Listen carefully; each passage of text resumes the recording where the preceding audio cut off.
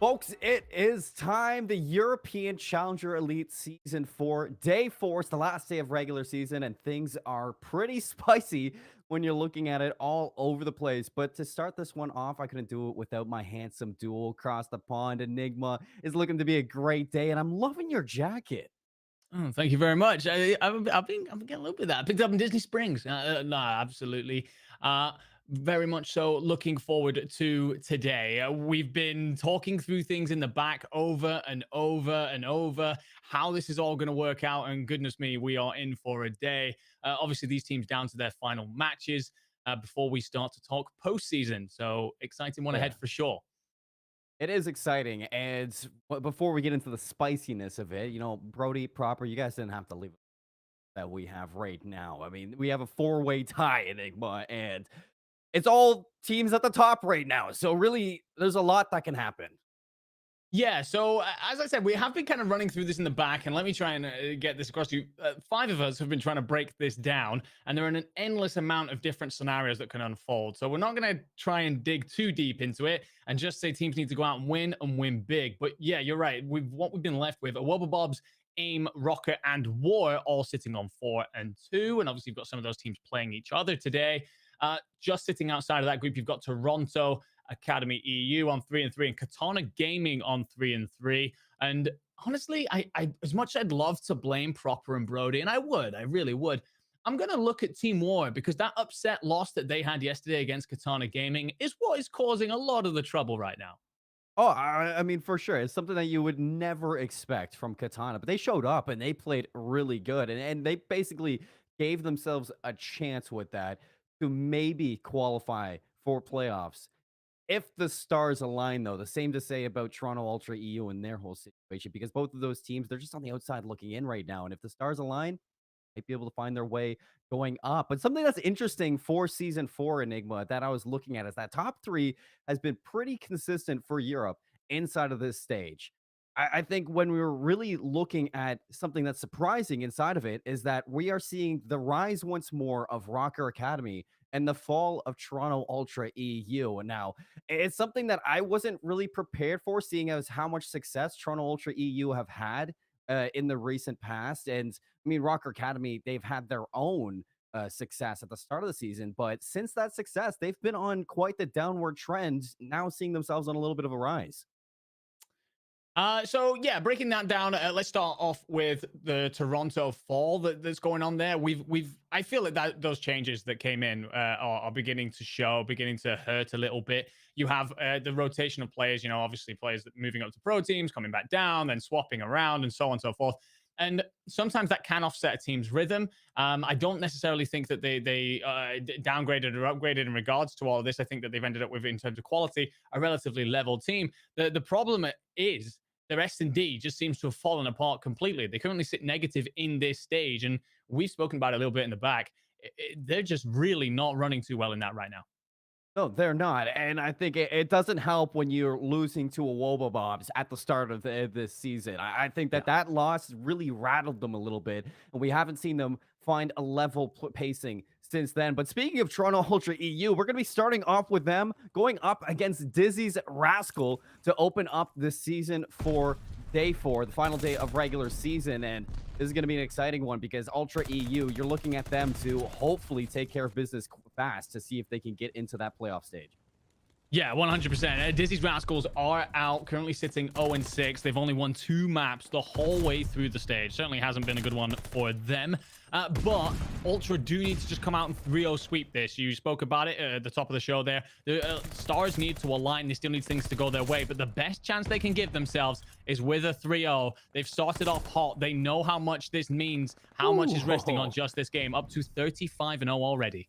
This has been nothing but flawless to open up this hard point. You can already see on the rotations, Dizzy's Rascals a little bit separated with player number 7 still taking a swing at that last little bit of time over in Hill 1. That's Dizzy going to dethrone Beans from that position. Now pinch play off of Dizzy's positioning for this rotation. Steve was going to get dropped by Henry. The rest of Toronto Ultra EU looking on the outside of this hill. Another one goes down, and this has been quite the rotation to Hill 2 for Dizzy's Rascals. It has, but Furious has just got a very close ruin side spawn. Unfortunately, he gets caught by BB Connor in the back there. Decided to take a more southern approach to things. Wee Man's going to set up over top radio, allow his team to barrel on down. That's a massive gunfight win. 3 dead, but Dizzy's still spawning in the back. With that lead Toronto got from hill number 1 Enigma, we have seen them just weather the storm over to this rotation and continuing now with a break from the front. They have Dizzy's pin now 62 to 15. You can see them trying to flood this lane, keep Dizzy's Rascals pushed back there, and try to soak up as much time as they can while they have those preferred spawns over to P3. However, when you take a look at this mini-map, you can see that a few players on Dizzy's Rascals have managed to slip the line. We're about to get a big one-on-one over for the rotation, but Wee Man's here and he's locked it down. Yeah, massive one-on-one there. Well won indeed. Henry actually gives away his position. Unfortunately, needed to take a gunfight in fire. Gives him up. Alerts Toronto also plays to his rotation. He gets caught. But his teammates are trying to arrive and support. Now, Ultra all set up. Can they be broken? Well, this is something that needs to break fast. If you're Rascals, you cannot allow Ultra to push their lead any farther. But with the setup that you have, I mean, where do you start? Wee Man's going to shut down BB Connor. Now it's a 4-on-3, and Dizzy's Rascals still yet to find a way in. Nades haven't landed. Kills haven't come through. You get Steve-O wrapping around to shut down your teammates. And the reinforcements, they just cannot touch into this hill. Ultra EU, they are coming out with a heavy force today. You don't want to be challenging Beans in many a gunfight scenario, but getting him off of this heady is proving to be a mountainous task for Dizzy's Rascals. He's just continuing to light them up. We got to be pushing now. I mean, he's on 3, but in terms of just damage output as well, he took down multiple. Steve-O already on the rotation. Dizzy's no idea of where he is, and this could cause a flip out very, very quickly. The lead is now over 100 points, Seymour.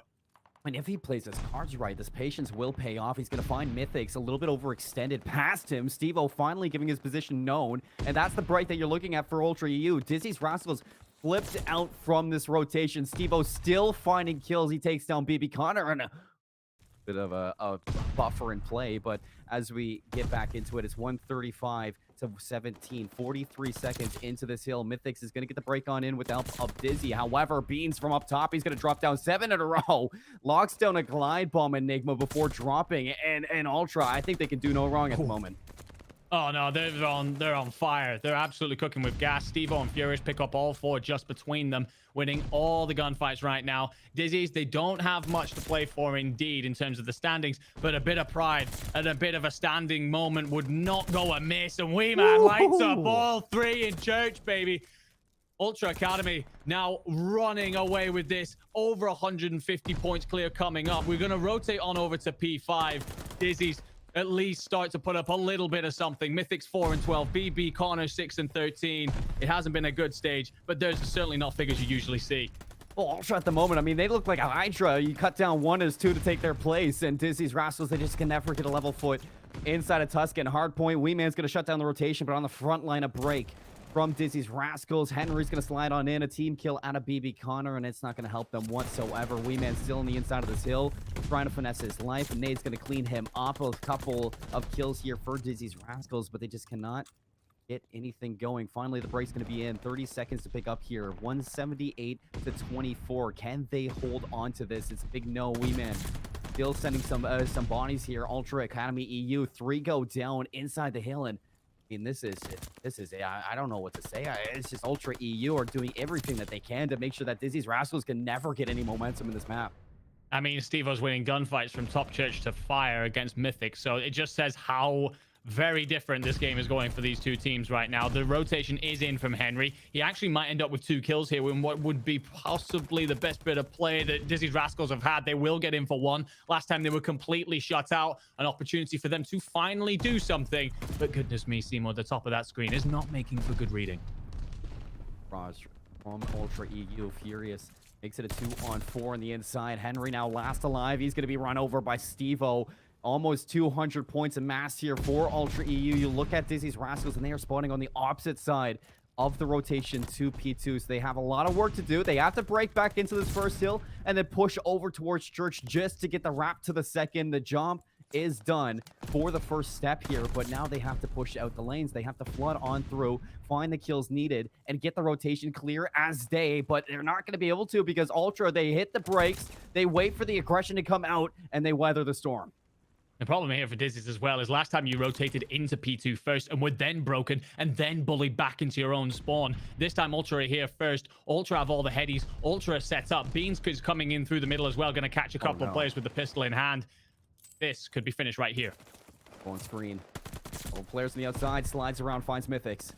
Ray's going back and forth, but you still have Steve-O well alive on the inside of this hill, collecting time. You need a big play out of Dizzy and BB Connor, and they're going to find two. Third one's right there. Wee Man trying to stay alive. Furious to the rescue. Now it's all up to Henry for the break. Can he get in? Will take down Wee Man, so no time being allotted right now for Ultra EU, but you still have the respawn. You still have plenty enough time to put this hard point away, and Dizzy's Rascals still spotting out another 3 down, 15 seconds left. BB Connor's the closest one. You get the respawns, but can you find the kills? 10 more seconds, and Ultra EU will go up 1-0 in the series. BB Connor for the hero play of the day, but it's not going to amount to anything. Beans is going to shut him down, and Ultra EU close out Tuscan. As brutal and efficient as you like. It was perhaps the best bit of play for Dizzy's Rascals in that P5 to P1 rotation. Other than that, I have very little good to tell you here, Seymour. We can talk a lot about, breaking things down, where it worked out, where it didn't. End of the day, you're going to look and see your stats here. 10 and 20 for Mythics. I only got a quick look at things there, but I'm not sure if anyone actually goes positive. If you're not winning gunfights, you aren't winning the game in Hardpoint. No, and throughout that whole hard point, how many times did we see 3, maybe even 4 down in a row for Toronto, uninterrupted by a player from Dizzy's Rascals? I mean, it was not pretty. It was not even close to pretty. It was a stomping from Toronto Ultra EU, 250 to 62, a 100-point club with just pure ease. You look at Beans, 24 and 14. At one point, he was 20 and 9. He goes on a 7 spray. He gets the glide bomb, and he didn't even have to use the glide bomb, Enigma. I don't think he wanted to. He was enjoying himself so damn much around the map. He was happy to just keep that thing in his pocket. This was again, Ultra need to come out here and just stomp their way through this. This has to be a 3-0 for them to give themselves the best chance of getting through. We were wondering, are they going to come into this with that sort of momentum that they need to bring? Absolutely. But Dizzy's Rascals, again, they've nothing to play for in terms of getting through, but there's so much here in terms of learning, in terms of showing that you are a team that should be at this level.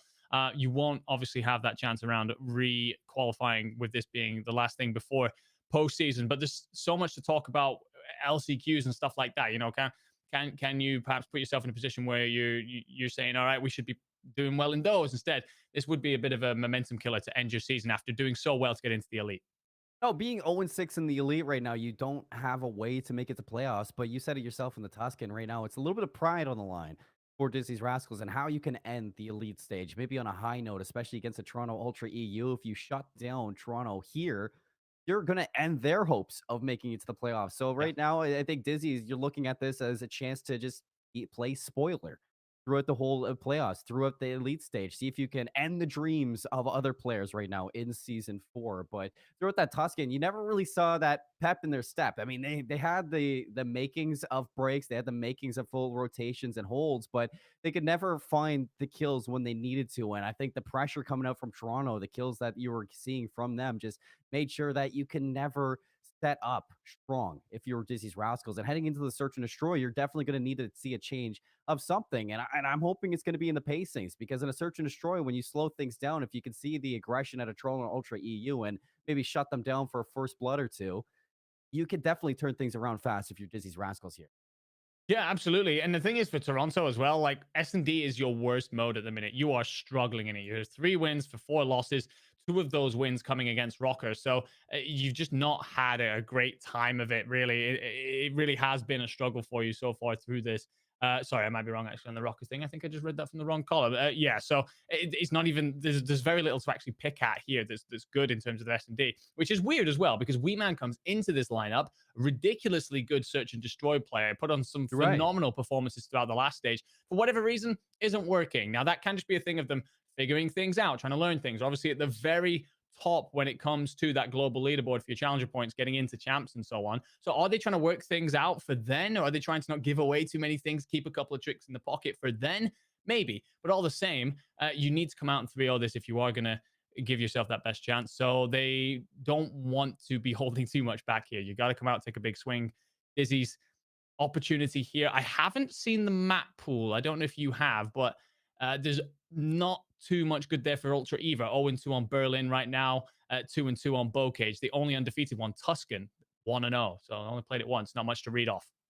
Well, even if it flips on through, I'm sure this is going to be a tough one. I think when you're looking at this Toronto change, bringing Wee Man in, probably one of the most aggressive ARs you're going to get out of Europe. It's the same problems that I see with Rocker Academy and the changes I got from that team. The pacing issue.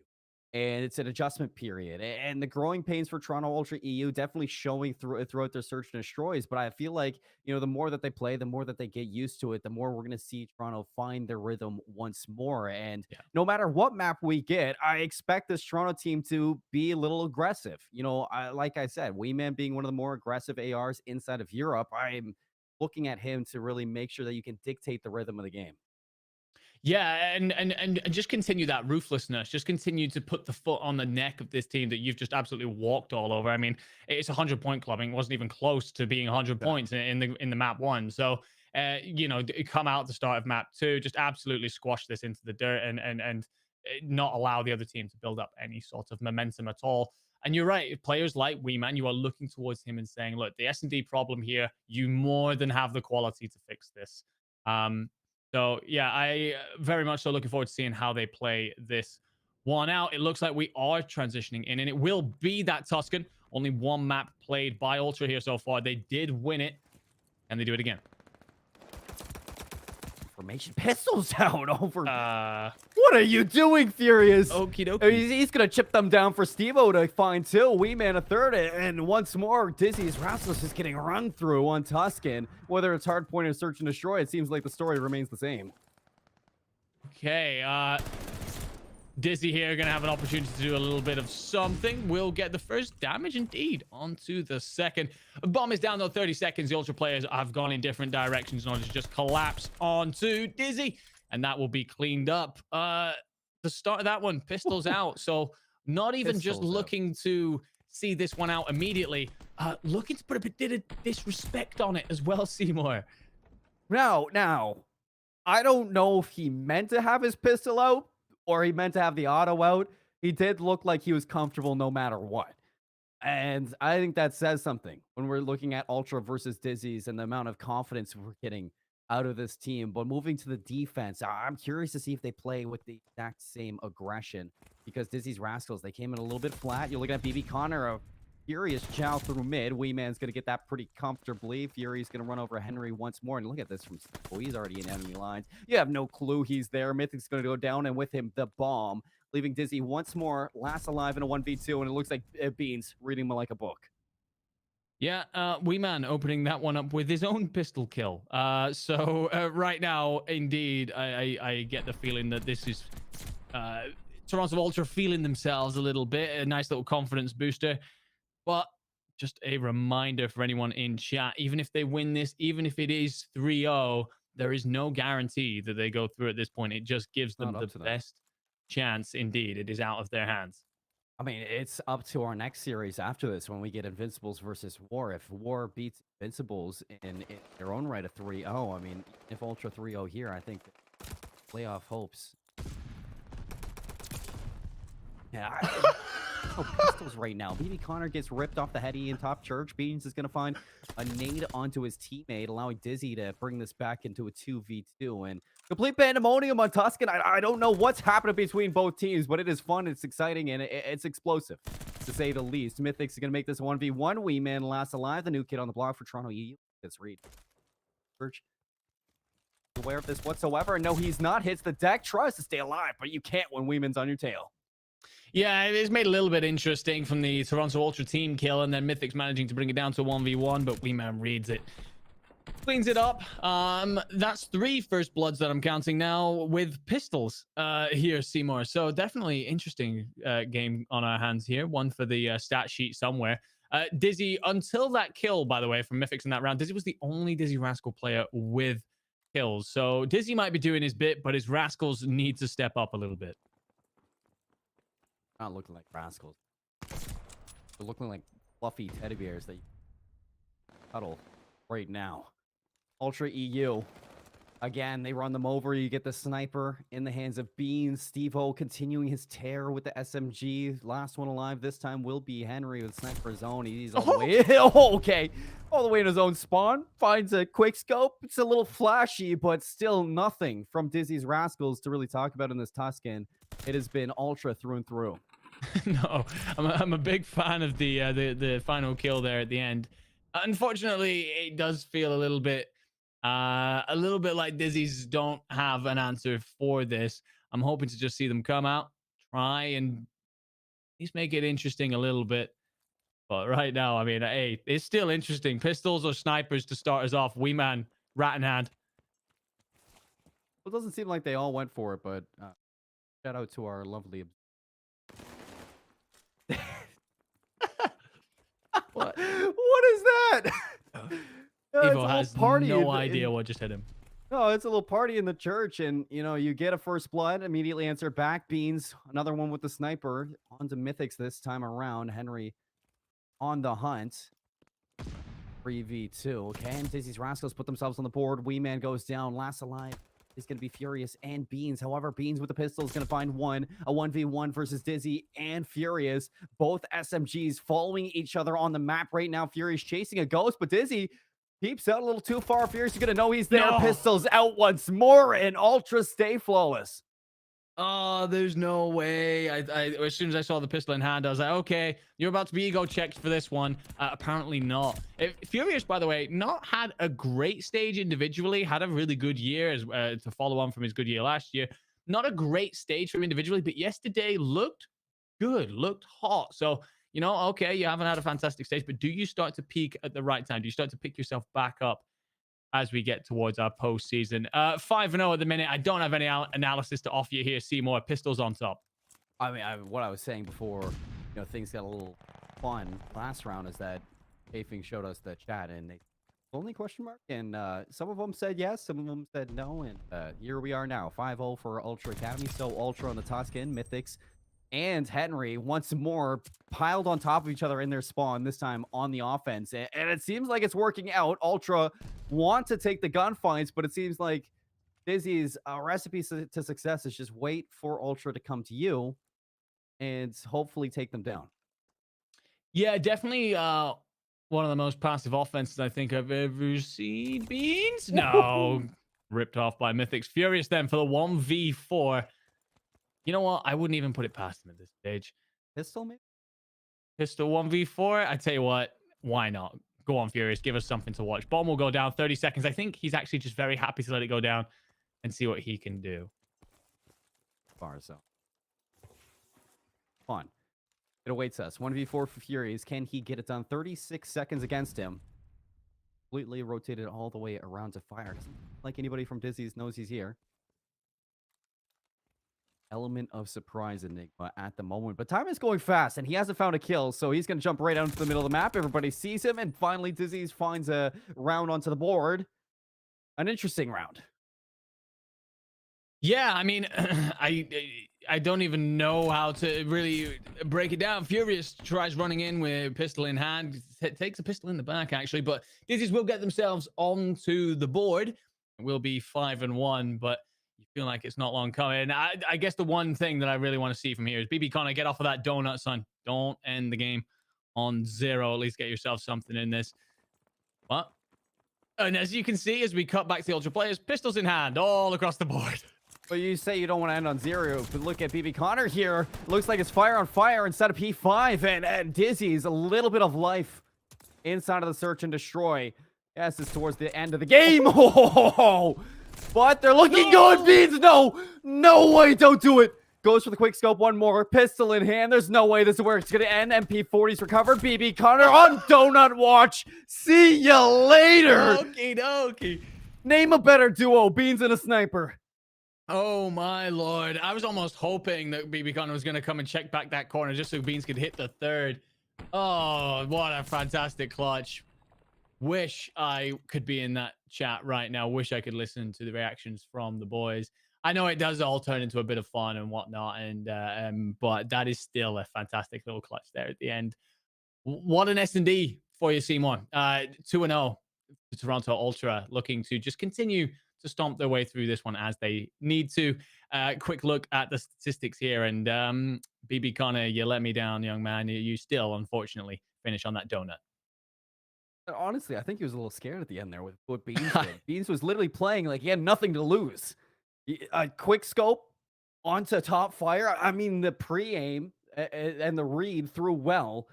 As soon as he picks up that MP40, I feel like Beans knew that he won that. He knew that he had nothing to lose, and he really played with it on his shoulders. And BB Connor a little bit frightened at the fact towards that last gunfight. 6-1 could have been a 6-0 for Ultra Academy EU, but they are running through Dizzy's Rascals so far on the Tuscan, and it definitely shows when you're looking at the score line on the scoreboard, especially because you see that Dizzy's may have put up 9 and 6, but you look at Henry and Mythics, and the 5 kills that Mythics got and the 3 kills that Henry got came in the last 3 rounds of that search and destroy. Yeah, you're right. I think at one point it was Dizzy had 5 kills, the rest of his team had none between them. So yeah, very much so. Just not going well. There's little to add on, unfortunately. For Dizzy, at least, still, a decent individual performance, still very much so. Mixing it with some of the best players that we have here in Europe, even if nearly all of those first bloods came with pistols or with snipers.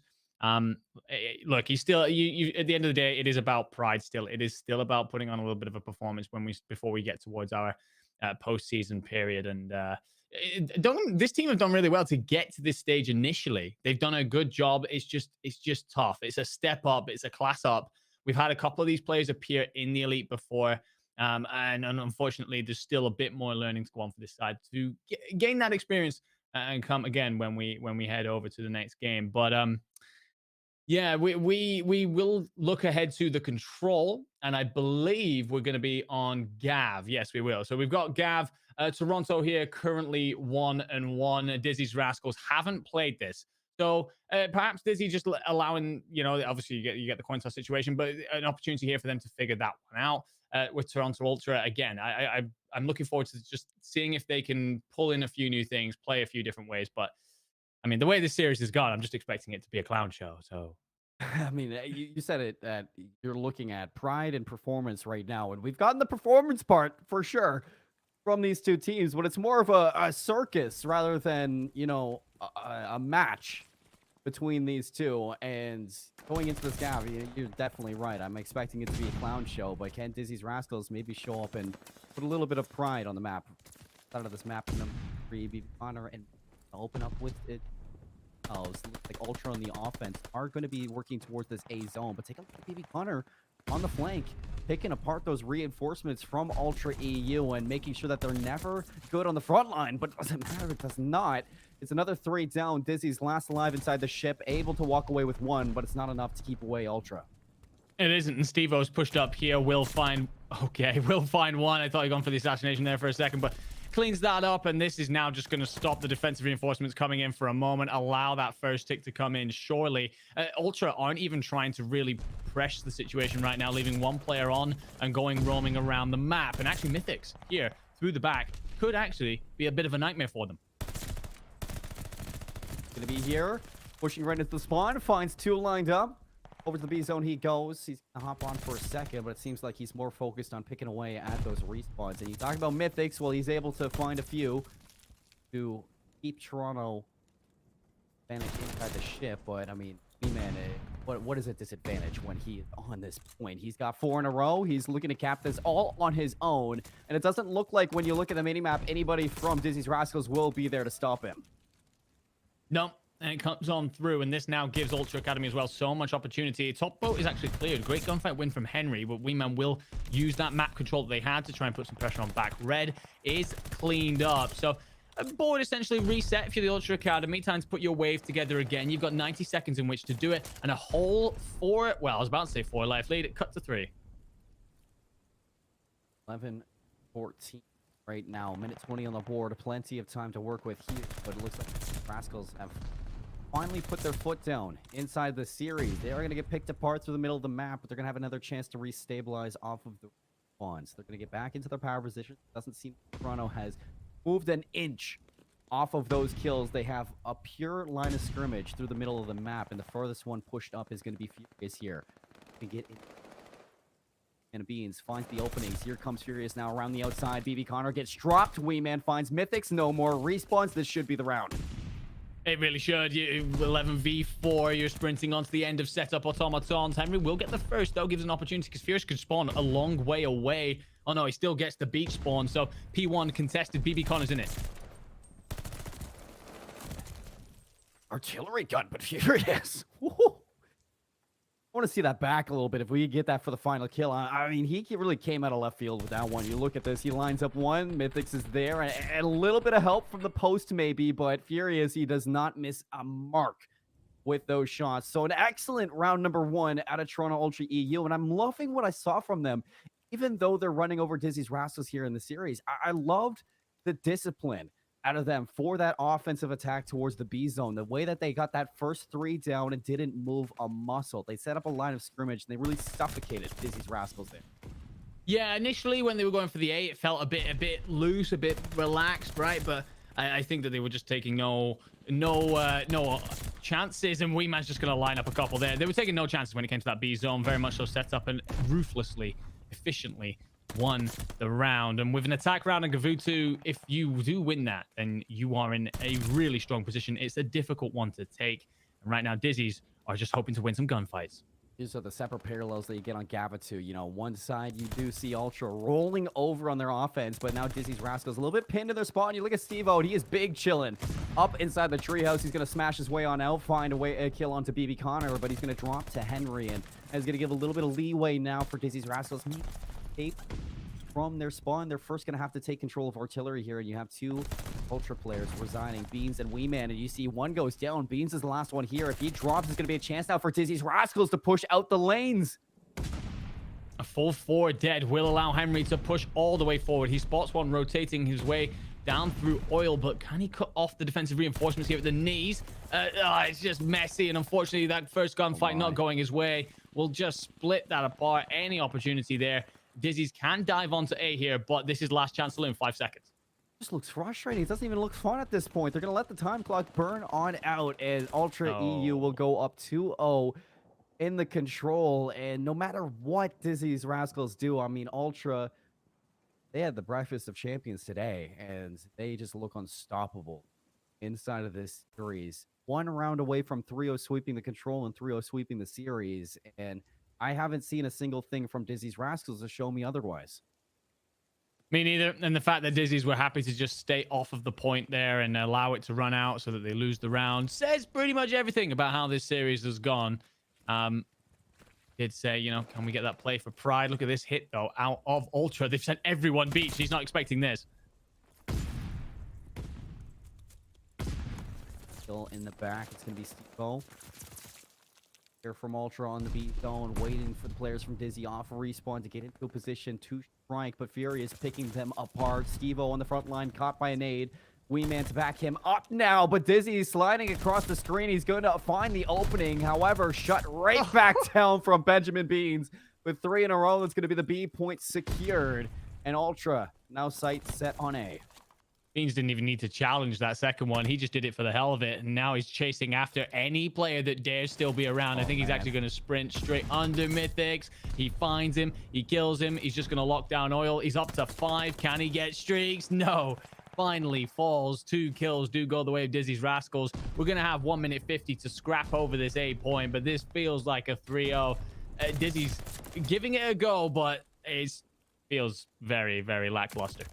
I don't know whether this is Beans or the Kool-Aid Man with the Augusto that he's running through the map with at the moment. I mean, he just looks like a man on the mission for day 4 of the Elite Stage. And Ultra EU only 2 ticks away from starting off with a full 3-0 sweep to push their chances ever so higher to qualify for playoffs. Might be out of their hands, but they are about to give themselves the best shot possible to make it in there. Beans is going to cut away the players from the back of their spawn. Inside of the A zone is Wee Man. Big chilling indeed. Finds one onto BB Connor. Second one, not expecting Henry to break into the zone. Only a few moments left for Ultra EU to put this one away. Furious with the Ego Challenge, going to take down Henry, and it doesn't look like Ultra want to finish this just yet. They're going to make sure that they're safe and sound to get in the A zone, pick away at Dizzy's Rascals, and finally finish this game with a 3-0 sweep.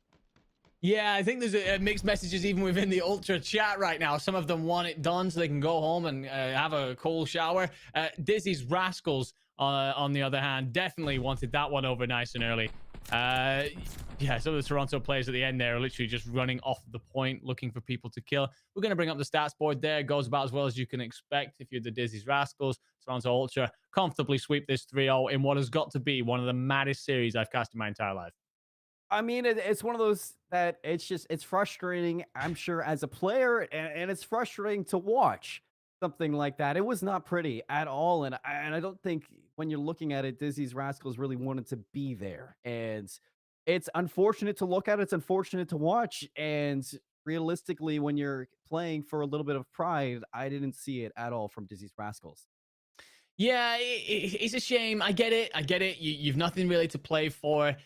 We spoke about the opportunity of potentially playing spoiler, potentially playing for pride. I understand that sometimes it can be difficult to motivate yourself for that role.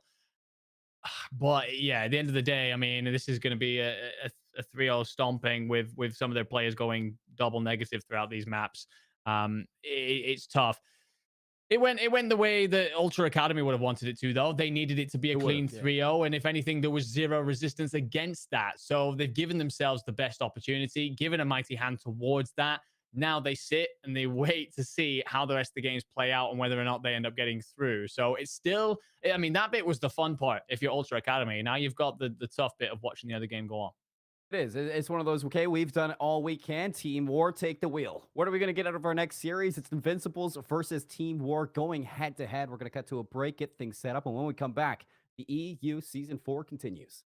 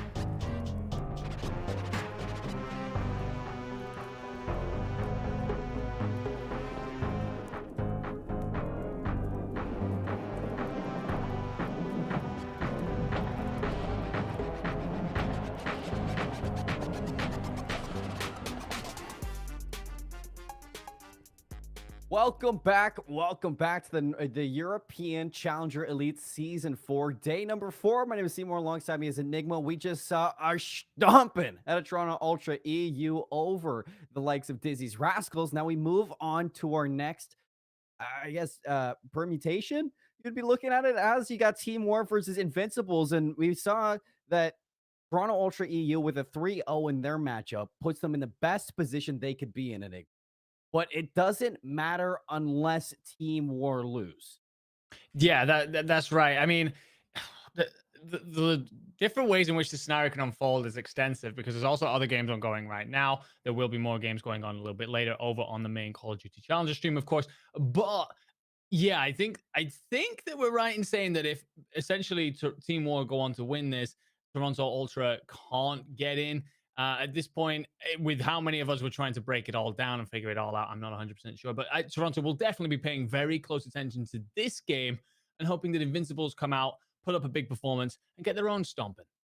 No, and I think that this is a great way to look at it in the sense of Invincibles needs a little bit of redemption. I mean, we saw them at the Yeah. Toronto Ultra LAN over in the Toronto Open, and they had one of the highest placings out of EU. I think Toronto Ultra EU were the only ones to place as high as they did. And I would look at that as, when you're looking at it in the sense of they're 2 and 4, I'm pretty sure, inside Yeah. of the elite stage right now, that they overperformed inside Toronto land, and we haven't seen that same form out of Invincibles since then. And they need to find whatever magic they had back in Toronto if they want to maybe spoil some fun and mix up the standings here inside of Elite Season 4. Yeah, it's a tough one because this roster, it feels like it has so much potential, but seems to just consistently fall short of the mark. And obviously the Toronto Open, a lot of us spoke about, oh, okay, they're mixing it with the best teams in Europe. They're the same kind of level as those in terms of performance on land. But since then, the more you look into how the results haven't worked out for them, it's like, okay, well, did they just not necessarily have a great performance? Still, they kind of just played okay. It was just the fact that the mainstays, the typical top three of Europe, just performed pretty badly, and it looks more and more like the latter. The one thing to say here is that this Invincible side continued to lose out by small margins. They had It that happened. game 5 loss against Toronto. They had the game 5 loss against the Wobabobs. So if either of those flip, if they have that bit of ice, that bit of clutch factor to see those through, they're in a totally different position. But this storyline feels like it continues to repeat itself for this Invincible side, this core in particular. So close, but yeah, so far. And if your Invincibles looking to play War on any day, I think right now is the best time to play them. I mean, yesterday they had a very inconsistent day of play versus Katana and a Wobabobs, where they go game 5 versus a Wobabobs, they win it 3-2, and then they move on to lose to Katana 3-1. So very inconsistent out of Team War lately since they bring in Harry. Yes, they are still at the top of EU, but there's a chance to punish the mistakes here if you're Invincibles. And right now, going into a Tuscan hardpoint, you're looking to open up strong. Yeah, no, absolutely. And I'm expecting this one to be an absolute bit of a banger, far more than the last series that we just casted over. And already, you can see Invincibles want a piece of this. Come swinging out Norson with a 3-piece, 2 of them big headshot gunfights. And the Team War already being bullied back a bit. That we're looking for. Inside of a team that has nothing to lose at the moment. Grad's cutting off the rotations through the middle of the map. Team War still breaking from that P1 side of things. Grad's going to get cleaned up. Harry's going to take care of Nolson on the inside of the hill. And now Team War are in a position where they can keep pushing back the Invincibles and have a chance to overwhelm them inside of Church. Yeah, but you can see the Invincibles happy to set up for the P2 rotation. They're going to give the rest of that time to War. Denzer's just trying to catch anyone getting a little bit too aggressive, and Nolson does, so he gets shot in the back. And Denzer here would make the smart play to wait for his teammates who are arriving in mass. Harry on the flank. Flank here on screen. Nobody in sight, 4 in a row. Playing for those streaks would be huge, but he's happy to just post up and wait to see if Invincibles are going to come knocking on his doorstep. They wrap around the opposite end, and Nolson and Raffi are going to find an opening here. Forces Harry into the hill. Oh, shaky shots on Raffi. Maple's there to help him out. Maple finds all 3. He's on 4 in a row for himself, and a nade from Denza is going to clean up Invincibles. Got a little bit dicey there for Harry, and in fact, Harry will end up dropping, but now Maple picks up the mantle. He does, and if anything here, this is job done if you're Team War. You've managed to contest a lot of time, take a lot of time, and spoil an Invincible setup that was in for a really good money hill, and Denzer's flying. But you've got to start to consider that P3 rotation. Actually, Raffi spawned in through Dials and will be able to get his team in first. How does this play out for War? Have they overinvested too much? Something they were guilty of earlier on in the season. Big question, but look at that shot from Harry. Nolson has to go big in this position, has Nile to help him out, but is it enough right now? No, Denza's going to slide on through, break that spawn in the back, and now it's a toss-up between Team War and Invincibles, and who's going to knock that down? Nile takes a little dip off the edge. Things are falling apart for the Invincibles on this rotation, and if you're Nile, you hope to just forget about that. You were handed a golden opportunity there for a moment. Team War perhaps overinvest, and Vanguard perhaps is a little too forgiving and allows you to get out if you're the Invincibles, gives you that spawn. If you're Raffi, you lose the gunfight. You're currently going 2-9. This has not been the start that you would have wanted at all. And then Nile goes for a dip off the side of the roofs. And this now can start to spiral a little bit. Invincible's going to continue to hit. This will be last chance saloon though. Although this has been a phenomenal breakout of the Invincibles, Raffi's going to put the nail in the coffin for the backline as he lines up 3 in a row for himself. With the help of Nile, you've managed to really push Team War in a little bit of a pinched, trapped position. Going to force Team War now to push through this P5 right into the crossfire. That is, however, Harry comes tumbling out with Grad's able to find 2 with the lineup of the nade. However, Wardy's still continuing to push this pressure. Over to P4 we go as the point opens up, but Wardy's in a position to punish. He's going to find 1, slides on out, 2v4 on the inside. War with the numbers. Can they find the break? And they will. Niles on the outside, but it's just not enough. Wardy is going to shut him down. Yeah, and at the minute, it just feels like a rinse and repeat scenario. Invincibles rotate in, be more happy to break, take the vast majority of the change. And right now, although it feels closer than it actually... Sorry, the scoreboard would suggest it's closer than it actually feels right now. Invincibles managing to keep themselves within swinging distance, but still, War just continuing to push back, holding on for this final 20. Wrap time. That is Maple. Not allow any time over to Invincibles, and he will find the break back in. Maple on 3 in a row, once more finding himself on a streak. 14-7 in the map, having quite the game versus the Invincibles. Right next to Harry, who's 13-9, so excellent out of the duo for Team War. Maple now in a position where he can once more strike. Hops in for the contention, gives himself away on the staircase. He's going to expect Raffi. No, he doesn't. Raffi's going to find a huge kill onto the staircase, keeping Team War out of this hill. But they're fully surrounded. Wardy's going to find Raffi with a wallbang. Maple's going to take down Nile, and this is the full break back in for Team War, 111-71. And right now, it's just that mix that you always get on P5. And actually, it's a huge kill mid-map from Maple because he's just going to lock down well, which means that you end up cutting off at least one of those different entrances that come into this map. And unfortunately, though, it's a couple of big gunfights. Grad lights up 3 and gives some valuable points back to Invincibles. I think as we're relatively even going into the second set of rotations, that big thing to take away right now, Enigma, if you are Invincibles, is if you haven't given away streaks in Team War. Although we've seen multiple players from Team War on streaks, they haven't gotten that glide bomb. So this rotation to P1, if they get an early break and an early setup, there's no score streak to break back in. Yeah, the one big silver lining here, if you are Invincibles, you are keeping yourself within touching distance of just having one good hill and bringing yourself into it. And that's a lot coming off of the early rotations that they are managing to get in. Unfortunately, they're just not able to hold them. War are breaking, and War hold this one. Three down, but Denza on 4 in a row. Key find number 5. No, Niall's going to put him down. But it is an excellent showing right there from Team Juarez. It's only a moment away from breaking back in from those respawns. Invincibles have flipped the map, so they've put themselves in a great position to rotate over to the second hill. But can they get some time here in P1? Grad and Raph are going to shut down 2. Team War make the full wrap around and manage to flip spawns once more, keeping things on their toes. But Invincibles at the end of this hill should be a tie game.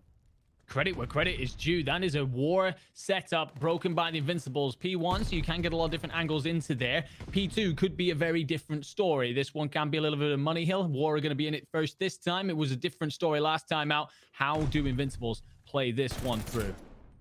Question, but look at Harry. It's such an annoying position. He's going to find 2 on the rotation. Number 3's there, and he finds Nolson as well. Brad may shut him down, but the deed has been done.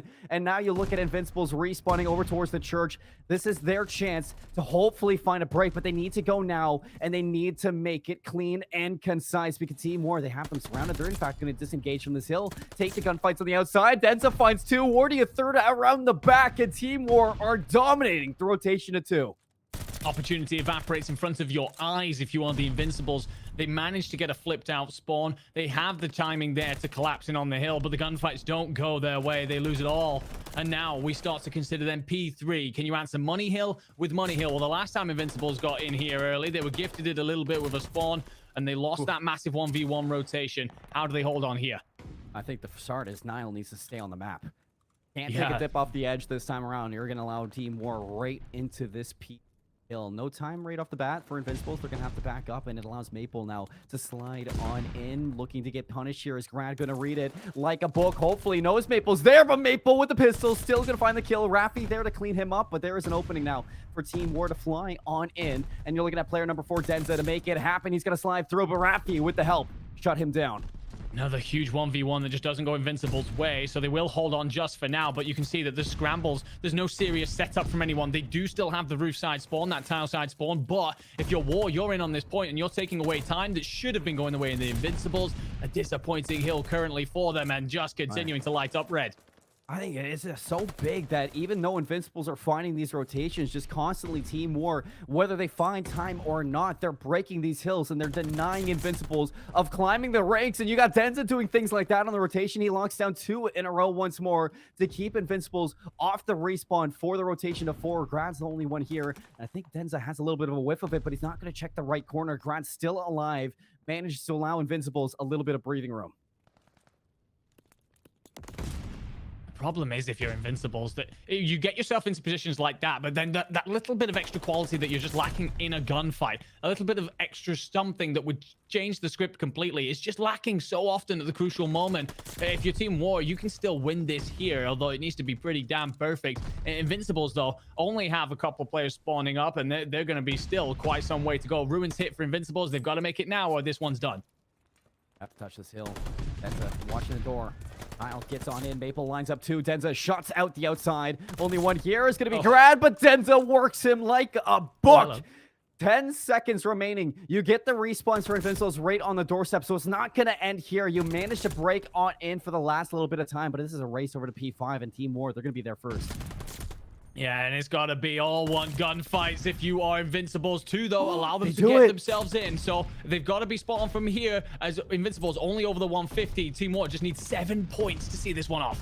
And Andy, at this point, it's like, how long can you hold on if you are the Invincibles? Well, Harry knocking on the door. He says, wait no longer. Team War here to shut down map number 1. They only need 6 more seconds. Maple's going to shut down Niall. Grad's going to keep things alive for a little bit of a moment, keeping Team War out. But 5 seconds left. And here they come once more. The nade spam. Denza finds Nolson. Wardy slides on in. They tumble on 4. 3 go down. And Raffi hoping to hold on any longer, but he's going to go down, and that's going to be Tuscan, the way of Team War.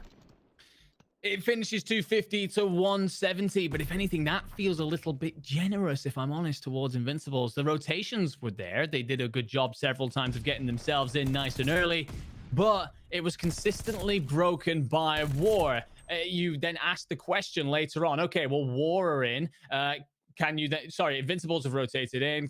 Can War then perhaps be pushed back. Several times it was no. War just continued to punch in through the front in crucial 1v1 gunfights. You think back to that P3 where maybe you can lock it down, calm the pacing down, and play your game with a solid setup. Never really came in for Invincible. So a lot of the game felt close in terms of actual scoreline, but between the way I felt personally, it looked all in War's hands.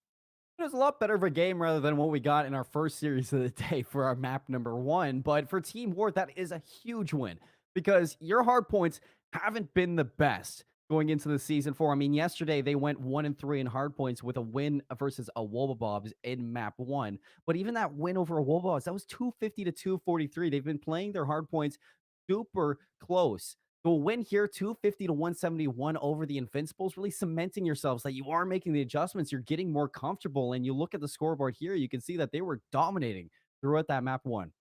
Yeah, and Maple really had himself a map as well. Goes 35 and 18, drops nearly 4k damage on the map, considerably more than anyone else in the lobby. And we did see him as well on different weapons across different moments. Guy can do it all, is a top tier player, and showed his true quality throughout that one. But I mean, all the players across the board, you can think of moments where each individual popped off. Yeah, it's just a very solid performance. You're right. They needed that. They need to show that they can really put up these kind of hard point performances, match the other top teams around them that will have these big, solid professional performances. Because lately, their hard point, yeah, you're right, hasn't been too great.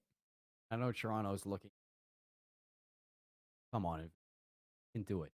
You can give us that chance playoffs. But Team War, every single win that they get, it keeps the hopes for Toronto EU to make it to playoffs lesser and lesser as it goes on. And it only gets scarier from here, Enigma, because moving on forward, we go to the search and destroy. And in a search and destroy setting where we talk about hardpoint might be not as great for Team War, their search and destroys have been out of their world. And in fact, it's probably been their best game mode throughout season four. Yeah, it's been pretty good, right? Like I think that when we spoke about the Wee Man and Harry switcheroo, we spoke about there perhaps being this S&D weakness coming through for War and this S&D strength going on for Ultra. Hasn't turned out that way. It's fit a little bit like a glove. So yeah, if you are Invincibles right now, you've really got to bring it out. You've really got to take your best plays and bring them forward here. I'm not sure what map it is that we're going to be Could on, be a but desert siege. oh, Desert Siege as well. Okay, so even more so, if you are Invincibles, you really do need to make sure you're locking down those big long lanes, because Oh otherwise yeah. the ARs of this team Warside really can put you to bed nice and early. I think when we set the mood for this map number two in search, we can take a little bit of bits and pieces from map one on Tuscan. Because for Desert Siege, I mean, you're going to be thinking about Team War wanting to keep up that pacing that we saw in map one, that fast, aggressive play style that really kind of bullied their way through a lot of those hard points past the Invincibles. And if that happens again inside this Desert Siege, I mean, things can get out of hand real fast. If you give up that university control, especially to an offensive team, I mean, that is a lot of map control towards Team War that they're going to be looking to take. So if you're Invincibles here, I think there's a lot to look at. I think you're going to need to take a look at what happened in map one and the fact that you just can't match their pressure, can't match their pacing.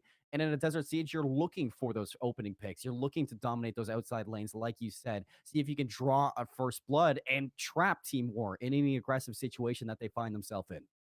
Yeah, absolutely. Be consistently ruthless when it comes to the like we think back to, for example, the Tuscan that we just played, that 1v1 rotation in for P3. You've got to win that gunfight. You have to win that gunfight. It's one of those true moments where you find margins and it's harsh, but you've got to then just see out those kind of scenarios. You've been gifted a spawn in for a money hill on a map. You've got to then see that out. You talk again when we come to these S&Ds. If you're getting the first bloods, you have to see them out. You cannot afford to give those up if you manage to get them. You gain so much. You work so hard for them. If you start seeing teams throw them away, especially if it's the Invincibles, you're asking a lot of yourself to then somehow find a way to beat War.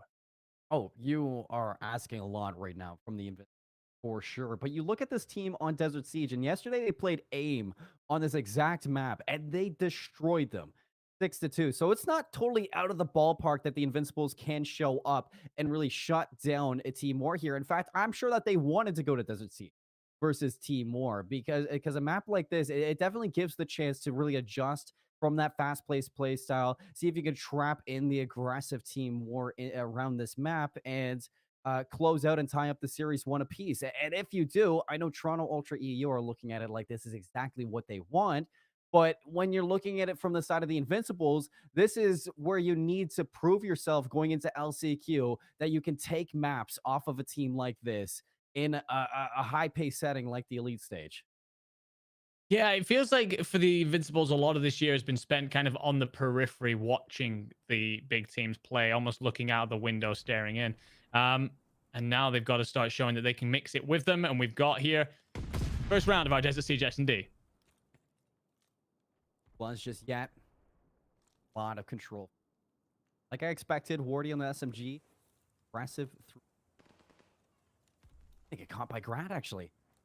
The attacking Invincible squad, Grad goes toe-to-toe inside a University, finds that first blood. Nolson's actually give up the dunes for now as he's rocking the sniper rifle, but it forces Team War to give up the middle of the map and start playing these long angles. Oh, it does. There's a big window out of Harry to even the board a bit, and it's fortunate for Rafi. He gets caught a little bit out and about.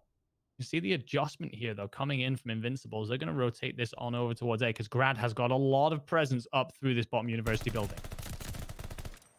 Shots from Maple. It's this way Invincibles 4 now, but the slow approach from Nile to get this bomb down. A little bit of pressure. University. Grad still waiting. So big because it's going to keep Team War a little bit at pace. And here comes Grad to strike. Nolson a second. Maple last alive, and they get picked apart. Very good there. Very good out of Grad. I was a little bit worried at one point that he'd perhaps been too passive, left his teammates hung out to dry a little bit. He held the bottom of that University, and as his teammates were taking gunfights, he just stayed there, waited, made sure that he couldn't end up with any Team War players playing through there. He then times it perfectly, gets out as his teammates start to be in a position where they might fall, cleans up the final 2 kills. Beautiful stuff out of him. That's a way to answer back from the drubbing you just had. Now, how does their defense go? Brad with started round 1. It's exactly what you need.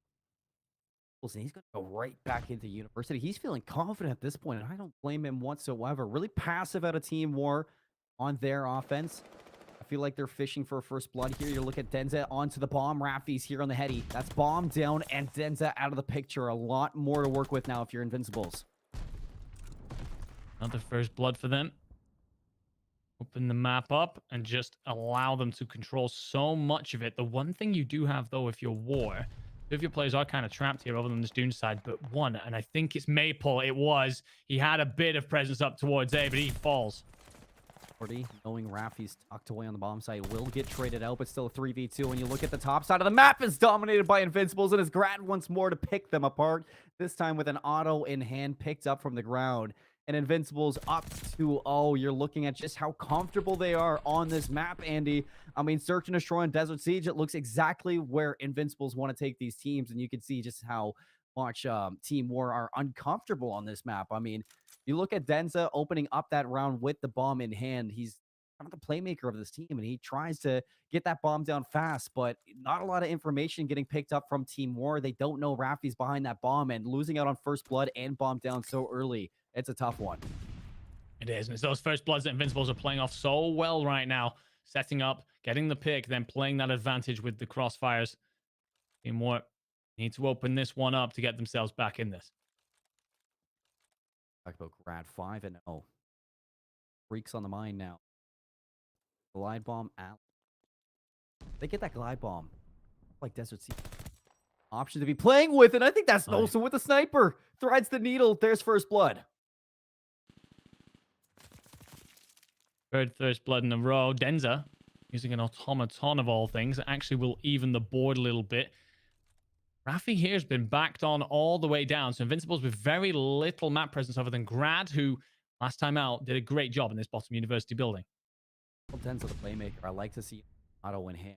If anything's going to change, going to be Denza on this map. He slows things down. He finds a trade. Now you're really forcing Invincible's hand to get aggressive over towards A. Grad makes the move. 6-0 right now. One more away from getting that glide bomb, but they have to get the bomb down now. And Nolson really approached this. Denza's going to get such an important kill. The time's ticking away.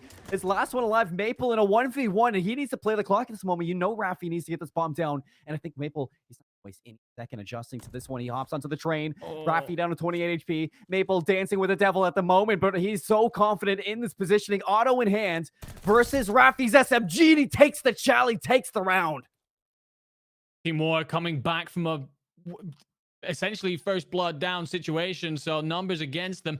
The one big thing though that Invincibles end up gaining out of that is the glide bomb. It's well baited out. Grad then cleans up the kill. It's well collected. Maple will clutch it up. Good stuff out of him. But if you are Invincibles, you probably don't come away from that one feeling too sore, considering you now have a streak that gives you so much in terms of information as well as kill potential. Really good out of them. The one thing is, have War read it? Will they be aware that Grad has that glide bomb?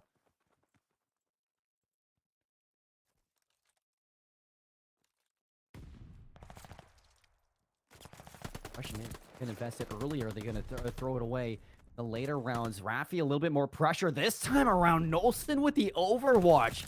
Two with the sniper picked off, and Team Ward falling at the seams. Niall's going to get a huge win onto Maple over towards that A site, leaving last alive Harry, and they know exactly where he is. Only a matter of time before they shut him down. And if you're Rafi, you are thankful that Nolson's hitting his shots. Oh, yeah, without a doubt. I mean, unfortunately, we're not going to get to see it, but picks up a massive two-piece to open that one up. Right now, if you're Team War, you've got to be asking what is going on. Grad's controlling the bottom of University very, very well. Snipers are ripping your head off every time you stick your face out near the dunes. You're getting no real presence anywhere. The open of every single round at the minute, you are being pushed back. Invincibles showing that they have serious comfort on this map. Last time, I mean, Denza makes the play to get that bomb down alone. Rafi takes him out. They adjust. They send multiple players to dethrone Rafi from that positioning, but they don't have anybody pressure out that sniper rifle. And Nolson was free pickings at that time. So you can see the cogs turning in Team War's game style to change it up from round to round, but they just haven't been able to break through the hold that Invincibles have on them so far. Another 2-round lead. Slow approach towards B. Nobody here from Team War to really slow down this bomb from going down. And in fact, Nolson's in such a good position to get the information. Maple goes down with Rafi finding the kill. Is another first blood for Invincibles, up to 5. The sniper, the gunfight just isn't clean, so it doesn't end up taking out the sniper who's currently providing Overwatch. He will be back down though, so that could leave whoever was on bomb site, Rafi, in big trouble, but he picks up a two-piece instead. Does get traded out, and then we just see dismembered bodies galore. Invincibles going up 4-1, and again coming off of those first bloods. Team War starting every single round a man down at the minute, and Olsen enjoying himself on the sniper as well. This is the brutal stuff. This is the seeing out of advantageous situations that I was speaking about before we came into this one, Seymour. Making sure they do not let the good things go. They still have the glide in hand as well, by the way. This one's looking real damn good for him. I mean, it's so hard to go toe-to-toe with a team in an S&D when Invincibles are having 4 almost crazy individual games from Rafi, Brad, Nolson, and Niall. Team War, they need to find something. They need to find something soon, and this is a good pivot. I mean, all 3 gunfights go the way of Team War. The big opening is going to just follow in suit, leaving last alive for Invincibles to force to make an aggressive play towards that bomb, see if you can shut something down from Team War, but nothing breaks, nothing bends, and Team War, they find their second. Yeah, War very aggressive through University that time. Very much so wanted to control it, to dominate it. Felt that it would perhaps give them a bit more. And the first blood as well, coming in for Team War for the first time in this game, just allowed them then to really push home that advantage. For War, you've got to perhaps continue to do that then. Avoid these long lanes, take your University control. Will Invincibles pivot and match it? Guns up.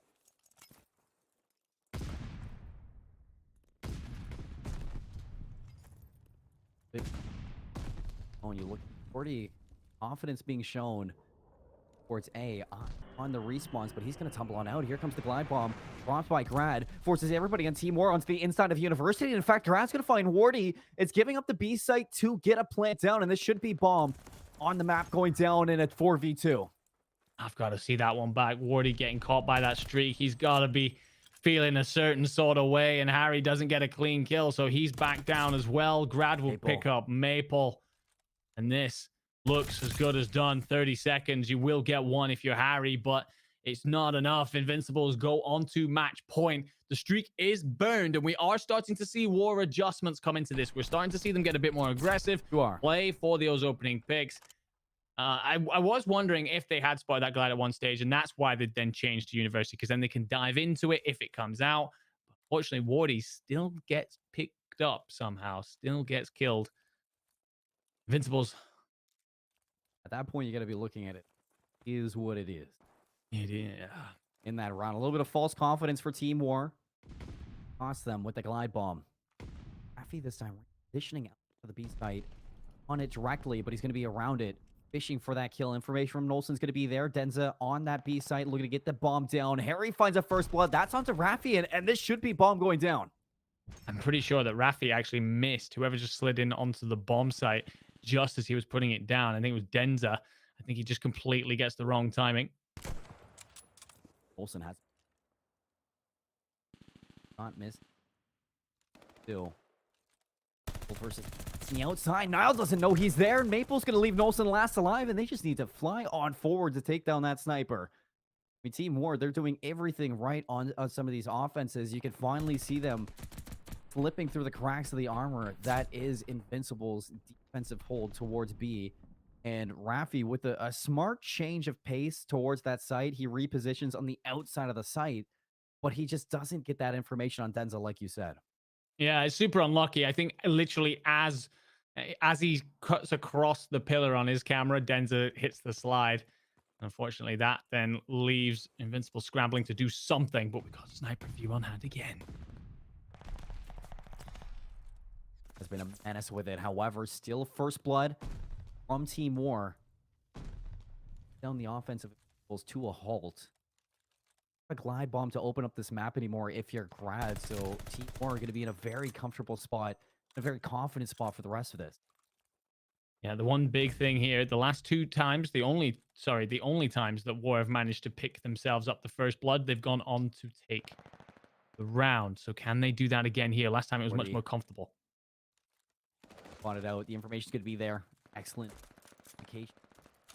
Rafi to for that overextend player. Bomb still down, Enigma. So Invincibles, they have some work to do here. And I don't think Team War is going to know that, but brilliant shots out of Harry to shut down the sniper. Numbers advantage again. We are, however, down to our final 30 seconds. So if you're Invincibles, you've got to start to move a little bit. Maple was very happy to challenge that. Grad says no. Grad and Rafi, this duo that have been together for so long, looking to make this work together. A field day right now. Rafi out the door. Grad's right next to him, and it's Pickens for Denza. Two line up, two go down, and Team War slowly inching their way back into the search and destroy now up to 4. One round away from around 11, and you have to think that at one point, I'm pretty sure this was what, a 5-1 game? Yeah, I think so. I mean, if you are Invincibles right now, scary times indeed. You don't have that streak in your back pocket anymore. These first bloods are no longer falling your way. Your adjustments are being matched by Team Wars.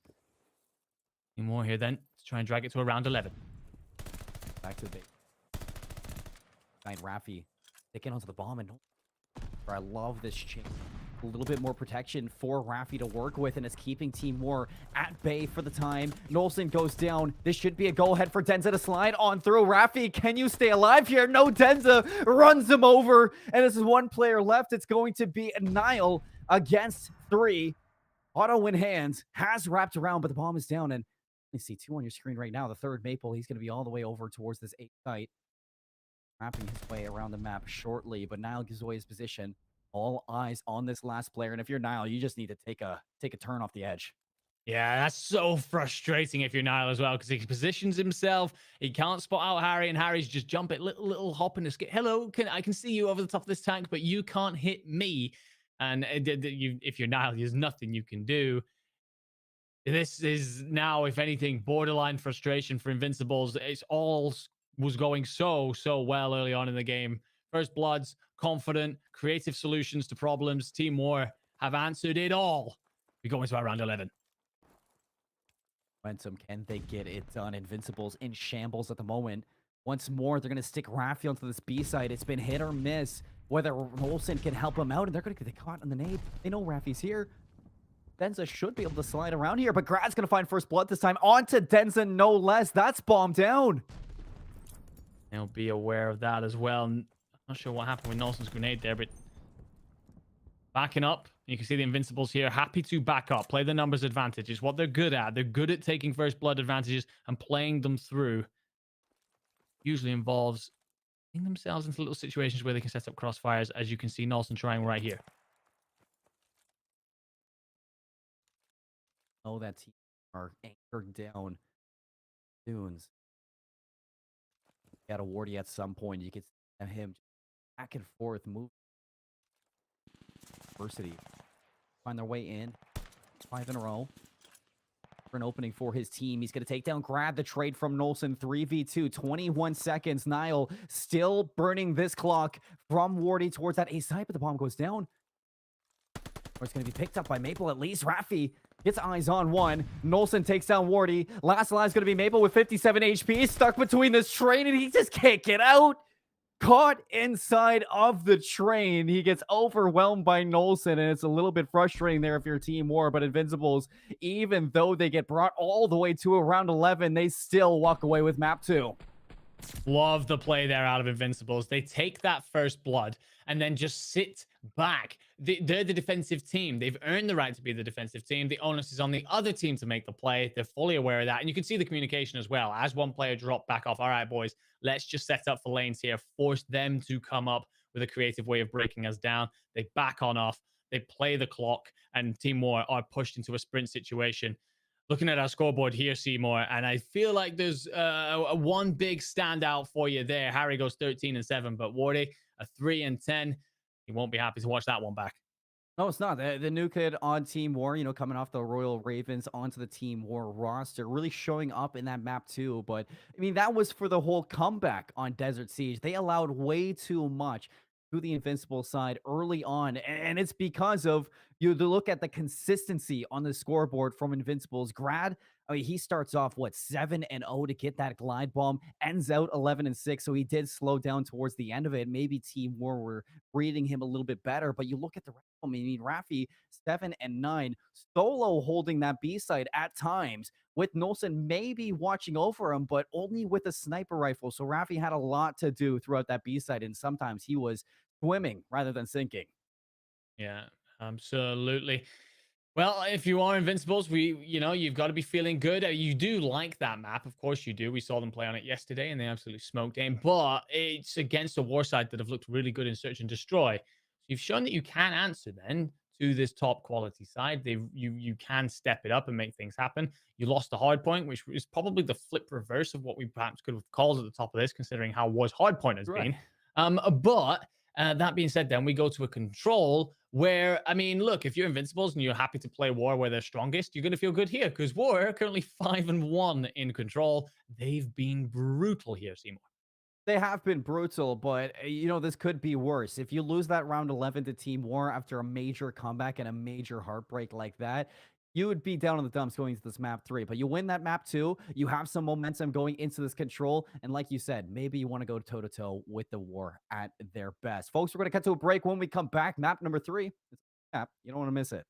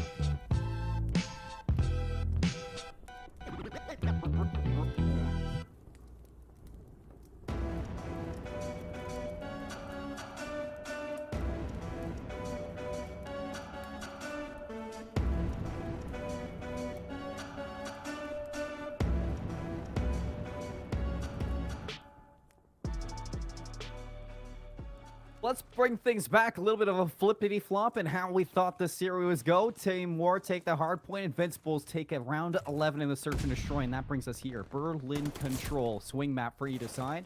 Starting off with an offense out of Team War. Invincibles on the defense. And it looks like Team War early on, they want to get this B zone chalked. Yeah, I think the one thing here that might be a bit of a worry if you are Invincibles, we spoke before the break about how Invincibles seem happy to play War where they're strongest. I think that the thing is, for the S&D, when you are Team War, you are leaning very heavily on Wardy and Maple in particular. Wardy didn't have a good game in that last one. Whereas when it comes to control, listen to me here, Seymour. The KDs for the players throughout this stage are 1.11, 1.12, 1.11, and 1.13. So all four of these boys like control. They're slaying out. So if you're Invincibles here, you need to go above and beyond to take down War on Berlin control. But here we see War working on that second ticket progression into the B zone. It looks like Nolson wants to get a bit of it. He's going to hop in for the contention for now through the window. Big one-on-one here versus Denza, but can't get it done. That should be the B zone gone. Another minute onto the clock because it doesn't look like anybody from the Invincibles are there to spoil the fun. Be here. I don't know about this investment by Grad, actually. Fair enough if you just want to set up a cordon and perhaps try and trap a couple of players inside. But if you fall like that, that now gives War opportunity to rotate freely. And if Invincibles here need to win some big gunfights, and somehow Rafi wins that one. Here too. War play their cards right. They might be able to set this one up perfectly. Intenza strikes. He's on 5 in a row. Tearing up Invincibles inside Berlin. And that's going to be the go-ahead to stack this site. Stack it now and get it done with. First tick being worked on. 3 players on the inside. First tick is gone. And Grad needs to get into this one. They're waiting on the flames to come through. Maple reads him like a book. On the front line, they all drop. It's 3 down once more. Rafi can't get on in. And Team War, they run over Invincibles in round 1. That is as convincing as you can ask it to be. And I feel like it comes from that overinvestment from Invincibles. B's gone. B's done. Stop playing with it. Stop toying around. Get yourself set up for the transition. Get yourself set up for that rotation. Instead, they get cut down. 2 players immediately dead from Invincibles. Allows a very quick rotation from War in essentially a 4v2 scenario. And Invincibles are scrambling from that point on. Never get set up again. War, take it. Steal it. Gone. Round 1 over. Talk about their KDs at the start, Enigma. I mean, I guess I see why they're so good at this game. Oh, yeah. Invincibles, they need this to be close. Want to feel good going into second hard point. Down they go. 40, the only one close. Garad's going to clean him up. The rest of here in time. Only Rafi inside of this zone, and they're losing out on players. So this B zone progressing very slowly. Should give War another chance, but now comes in clutch with kill into Maple. The only one here to spoil is going to be Denza on 6 in a row. One more will give him the glide bomb, but it seems he wants to let this beat down go. Allow it to be captured by Invincibles and play for the streak. Yeah, very much so. The wise decision there. The one thing is, Grad managed to slip through the net. He picked up a kill on Wardy earlier on, then went the whole way through docks in order to get around and was missed by every single War player. The problem is, Invincibles, the rest of his teammates, never arrived in support. So Grad's been alive forever here, but no one here. And he managed to pick up a kill at least. Well, on a second on the Maple. That would have been huge for Invincible to break on out. But you still look at Maple and Harry's positioning. Back forward, Invincible. Hey, Harry's going to get summed up. They know he's back here. Generation's going to come through, but player number 6, Grad's going to make the full wrap around, catch him looking the wrong way. That's a break out of the spawn for Invincibles. It's just not clean enough if you are Invincibles. Every time you pick up something, it's then at least answered back by 1, maybe 2. They will get some presence on the point, forcing Maple to change trajectory here and get himself back up on the point. But how's he still alive? He makes the full wrap around. You play with Bunny Hill over that, and I'm sure it would be a blast to watch. Maple continuing to spoil Invincible left, right, and center this map. or just have Invincibles trapped on every lane. Where we did see Invincibles break out of the spawn for a moment, they're right back to step one. Harry's looking to bottleneck them over towards the train yard. Rafi taking the 1v1. Harry finds the lineup. Grad's the next one up to the chopping block, but the reinforcements are here for war. Grad will be able to trade this one out, but so much time has been burnt off this Glock. We're only down to 49 seconds now, and you can't even take down Denza towards B, so there's no flank presence for Invincibles to get out. No, and Denza just changes it up as well. Denza was very happy fooling around over by B and then backs off, causing so much time to be burnt up by the Invincibles players trying to find him. But yeah, you're right. Nolson there picks up a big two-piece, is into fire, needs to be repelled. Enough, though, because you still have to take these 3 players off of the A zone. Yes, you might be able to clean up Wardy back here, but you're losing out on the frontline battle, and that is so hard to bounce back from here for the Invincibles. Only 14 seconds left. You had 2 minutes to work with here, and Team War don't even let you step onto the A zone one bit. And this is dominance in the dictionary. You look it up, and it is a screenshot of what we're seeing now. This has been a showcase from Team War indeed. We spoke about how they love themselves a bit of control. Well, continuing to show us all why. And looking very quickly at the stage 4 statistics, that all 3 games that War have played here, you'll be unsurprised to hear they've won all 3, 2 of them being clean sweeps. We're about to get a third go on to the docket here. This has been a really, really, really strong performance. Some of their players right now, I mean, Denza 13-8, having himself a whale of a time, streak in the pocket. I'm struggling to see an answer here from Invincibles. All 4. Known under wraps quick. Wilson and Grad will be, but no. Going, no. Denza's going to sniff him out. Now Grad forced to make a play. Lines up 2. Stops Team War for the moment, but 3 go down in succession. Should be more. Oh, Maple's gonna wrap over towards A with the opportunity for fun, and Maple lines up 3. Luckily, you have Rafi there because that could have got a little out of hand, but Maple's making this look flashy.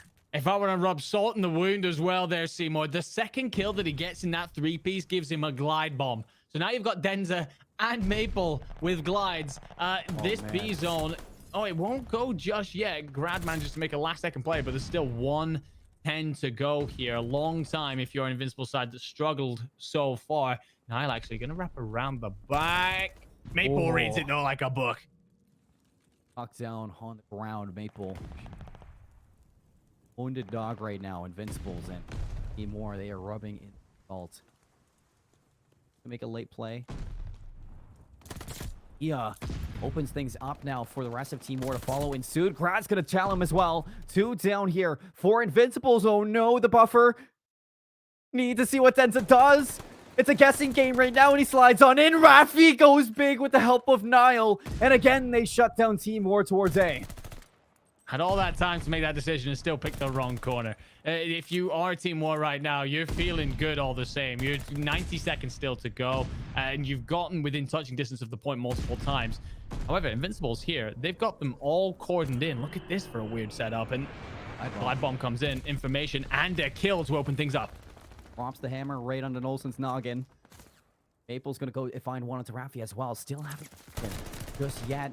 Nile lined up with the auto. He feels the pressure towards the door. Denza slips on in. Finesses his life right into the zone. Stops the clock at a minute 16, but there's still some work to get done. Grad on the inside. Rafi on the flank. They shut them down. They pick them apart. It's Team War shut down to A.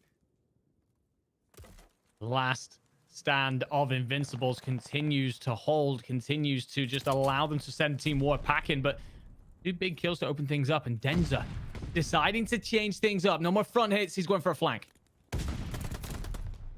Later, Nile. It is Maple's need to take him down, too. Interesting at that, but it seems like Team War now with all 4 players up. They're going to make the play on the inside. You got Rafi and Nolson now. Need to go big. Nolson finds 2. Rafi a 3rd. No way. It happens again. Denza gets dropped. And nothing at all towards A. Not even a tick to walk away with. Invincibles need to just set up at A. They love the gunfights there, apparently. They just continue to win them. Grad, that's COD timing if you look it up. He's just straight past Denza, and there's fire pressure here as well. 25 seconds to go. Last chance if you are the boys in red. Rafi just Drops him. A little bit rude, but Grad still alive on the flank. Braided kill feeds. Niles here to help out. 4 in a row for Nile, hunting down Wardy now as they know he slipped the line. Only 11 seconds left, and as Wardy gets cleaned up, what can Team War do? They're in no position to touch the zone. Invincibles, although they have no respawns, only 3 players remaining. They hold on. They hold the line. They shut the door in the offices, and they keep Berlin going. They hold the line, indeed, stand their ground over and over and over again. They were tested there. It's a very solid answer back out of a team that hadn't had much to go on at that point.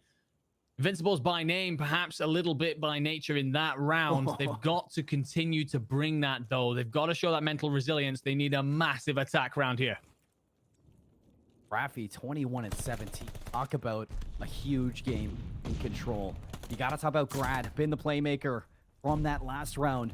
We're going to do it again over towards the A zone right away. Something we have yet to see here in Berlin, and the kills all in the kill feed green. Harry's going to interrupt for a moment, slow down the pressure from the Invincibles, but you don't count for Grad. Grad's going to be here right on the front line. He doesn't find a thing, and they get wiped right off the office. The problem is there as well. Nolson picks up a couple of huge kills in mid and then has so much map pressure. But he essentially sits himself top fire around the tank somewhere and just pins Team War back into the lobby area. If you are Invincibles there, if you're Nolson, you're thinking, okay, my teammates should be able to just barrel in through the front here. Unfortunately, they lose all the gunfights. All of that good work comes to nothing, and they are pushed back. At some point, they're going to have to change things up and just try and take this B zone. Denza, though, still sniffing around. Matt. What? Up. Terminated. Z-zone getting captured here. Should give it a little bit of breathing room on the map. Slow things down for a moment and allow Invincibles to collect themselves once more. If you add another minute to this clock, you're up to a minute 34 to work with. The only thing is that this stuff that we're seeing out of Team War, they're okay to let this go. Last time we saw them in this position, they took control of the train yard, and Invincibles wasted so much time taking them out of that position. Yeah, I mean, they're just looking to avoid what Invincibles did in that first defensive round where they over-invested towards B. They know it's gone, so why would you then want to try and play the transition, the rotation, within a disadvantaged situation? You don't. You just set yourself up, you take the gunfights. Problem is here, no gunfights have gone their way just yet. 4v4 for the point. Rat goes in. Denza escort out. Harry with the pistol keeps things even. 2-on-2 for the fight inside, but Denza still playing his life. Maple's going to drop the glide bomb. I love this investment. It's going to break the Invincibles away from each other, force them to take the gunfights, and you can see Team War on those lines. They take the gunfights, and they walk away with them. Yeah, Grad's actually snuck throughout a massive gunfight there, too, to open things up, and an opportunity then, if you are Invincibles, to perhaps see something happen. Unfortunately, the teammates just aren't there. Huge pickup from Rafi. Still a flank presence from Wardy in behind through the doorway. He's going to spot some out, hops in for the contention, but so far so good for Invincibles. 3 go down. They can stack the zone, they can stop the clock, and they can keep this progression turning. Looking for a round 5 here. They only need these 2 kills, and look at that. Rafi lights up the kill feed. 4 down once more.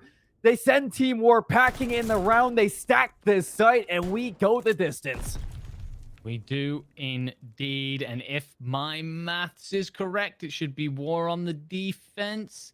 I can't be 100% certain on that one. I've not been keeping full eyes on it as I should have been. Back and forth. I don't blame you. Invincibles will indeed have the offense, so Team War then an opportunity to shut this out. But if you're thinking back to literally just seconds ago, Invincibles were very comfortable with that. Seemed, if anything, more solid on offense than they had at defense. Here we go then. They want A. They're sending it through the station. The best of both worlds from either side on either half. Rafi on 6 in a row. Glide bomb would be big. Oh, see more. They had 2 of them and still find themselves a round 5 setting. Off the break off, they've handled this quite well. If you are Team War, you give up the streak to Rafi. He finds that 7th in a row, but you haven't allowed them towards this A zone, and you have a flank here from Wardy to maybe put some pressure off the respawns. Streak is huge, though. The potential there to break a setup apart is absolutely massive. And if you are Invincibles, actually, you've just shifted entirely towards B. You're going to hit this early. And if anything, get yourself some forward pressure out of Nolson, who's just sniffing around fire and might indeed go up through lobby. Team War being funneled. A little bit too fast there out of Denza. Slides to the wall. He gets cleaned up by Grad. Not giving up this B zone this time around. And look at Molson's going to go over towards A. Finds one, a second one, almost to Wardy. I thought he was going to find that. On the inside, the B zone keeping control will be the Invincibles. 23-21. B zone should be collected by Invincibles here. As long as Niall can pick up Denza, and he will. So we add another minute to the clock in a moment, and you may use the streak here from Rafi to open things up. But will you need to, as you've already had the wrap over to A? Thing is, well, for me, War haven't adjusted. They had this uber aggressive over push through the defensive round last time. Didn't work out for them. They've gone with it again. At least this time the gunfights are going their way, but Rafi here just continuing to move that tick forward and get the gunfight as well. Pops right out. He has a tick. It's exactly what he wants right now. Wardy cuts off the rotations with a beatdown onto Niall. And Rafi's going to go down as well. So right now, Team War, they can breathe again. They take care of A. They cut down Rafi. And now, off of the respawns there, you look at the positioning from Harry. You know Invincible's going to be finding you from the top side of the map. So all you need to do are take the gunfights together as a team. Rafi as well. I continued. Here it comes. The streak is going to come in. And you can see then Team War players scramble everywhere in order to avoid this team kill. Oh no, and the glide bomb finds nothing. Brad and Nolson, they may keep things going with 2 kills, but that glide bomb finds nothing. A team kill is going to slow you down into the A zone. They go, but Denza slides on in to take Grad out. Just to remind people in chat how important it is that Team War win here. If they want to get through, if they want to Ultra watching this through gritted teeth. They're licking their lips.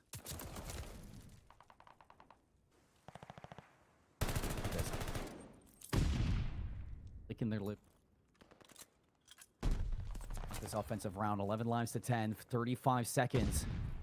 Sooner or later, Invincibles, they need to stop solo pushing this and go as a team because they are just constantly getting picked apart. Enigma, 30 seconds left. Grad's here. Oh, Grad's here for 3.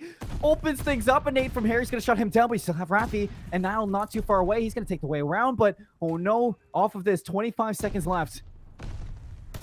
Oh, I'm a big fan of that out of Maple. Just composes himself, hits the outer, shuts down the arriving forces. 20 seconds to go. 20 seconds here, Maple continuing with the carnage. 4 in a row out of Maple. Diggy here, shutting down Invincibles on every front. And you see the 4 alive from Invincibles. It seems like they are conceding this round because they are in no position to hop on board. One last chance to push, one last chance to hop in, but nobody has the time or the resources to get on board. And Team War, although it got dicey, they lose 2 rounds in a row to go to a round 5. They still walk away with the control. They made it interesting, didn't they? It looked at one point like this was a walkover. This was way too simple, but it ends up going to that round 5. That play at the end there, I mean, he's had himself a series. We saw him absolutely pop off as well in the first respawn in that hard point. Jack, Maple, McCarthy just goes huge. Like, you're scrambling like that in the final seconds of the play, aware that you might be on the end of a control reverse sweep, and you maintain your composure to hit outer, assess the situation, and just be aware, okay, I know that there's going to be players here trying to arrive for them. They're going to be sprinting as much as we are. I'm just going to set myself and cut them off at the knees, give them a number of disadvantages in this fight, and his teammates clean it up with a little bit of MP40 from him as well. We said it earlier, a little bit of Automaton, a little bit of MP40. That guy can do it all.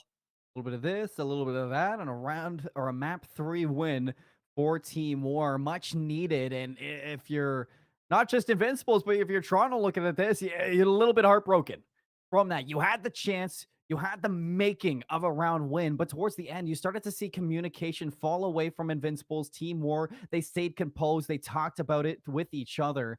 And in the end portions, I mean, you highlighted Maple in that same situation. You saw Invincibles solo pushing him non-stop. And I think at the end there, it speaks wonders for the experience from a team where Team War, they stay composed. Invincibles, they fall apart.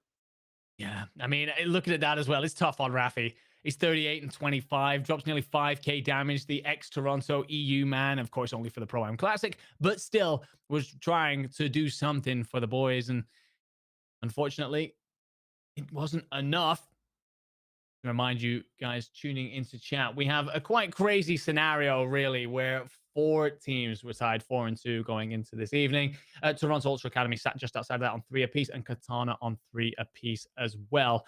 I don't believe that we've had an update yet on the other series on our end, but it was a very convincing victory earlier on for Toronto EU, 3-0ing Dizzy's Rascals. And then, but that doesn't guarantee that Toronto can get through. They're Doesn't. still waiting to find out how some of these other scenarios play out. Team War is an important component of that. Team War won't get the 3-0 victory. That definitely can't come in. So that then factors in a couple more things. But if War win this, it's very difficult then to see a scenario in which Toronto get through. So many factors So everywhere that many, you're so kind of many. trying to keep control of or trying to keep in your mind. But I mean, this has been a crazy season 4, a crazy finale to the elite stages of Vanguard, and you wouldn't have it any other way. I mean, this is when the teams are playing at their best. You have a lot on the line when you're focusing on champs around the corner, LCQ around the corner, and if your team were in this instance, I know that you had control of Toronto Ultra EU making it into playoffs, and I'm not sure if it needed to be, a very convincing win out of the Invincibles for Toronto to make it. I'm sure that Brody Infinity is behind the scenes. He's quite a time track of every his Yeah. own right, but I think that there's a chance right now that Toronto's playoffs are a little bit out the window after that map 3 win for Team Warren. Heading into this hard point, we're going over to a Berlin and seeing how comfortable, or yeah, we're going over to a Berlin hard point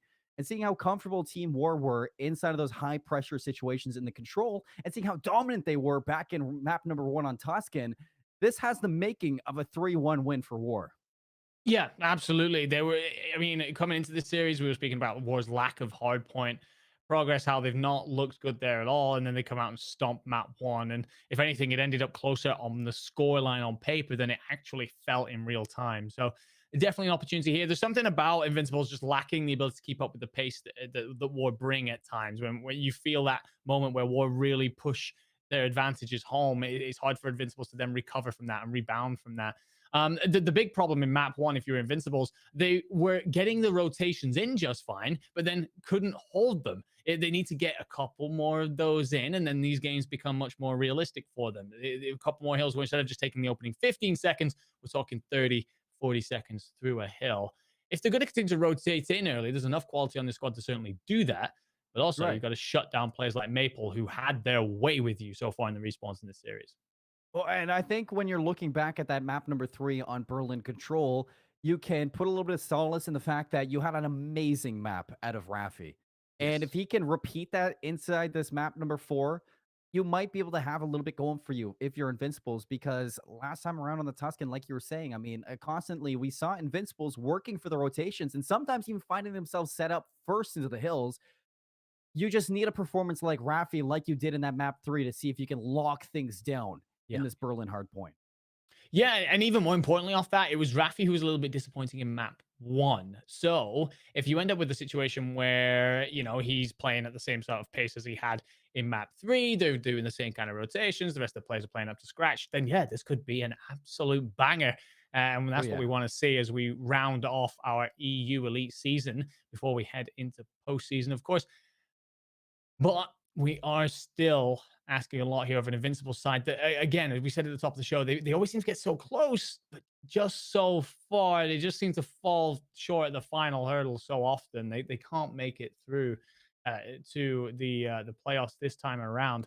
And it's close losses in game fives to two of the biggest teams in this elite is part of why it's, I don't know. The storyline is kind of lining up for it to be the same, where they're taking these top teams to the edge at times, but Yes. just not enough. The unfortunate story of team or of Invincibles throughout this season 4 run. But even still, I mean, going out the way that they are right now in this match versus Team War, I'm seeing a lot of positives from the squad that they've worked on, even though they don't have a chance for playoffs right now inside this Elite Four. They still have a chance of making it to champs through the LCQ, and if this team just keeps on improving, like we see throughout this map or throughout this match, I'm excited to see what brings the future of the Invincibles. But for this series right now, in reference to Team War, who have had quite an underwhelming showing at the Toronto LAN. Moving into Elite Season 4, they show up and they dominate. They take back their top pedestal inside Europe, as we've seen before from this squad.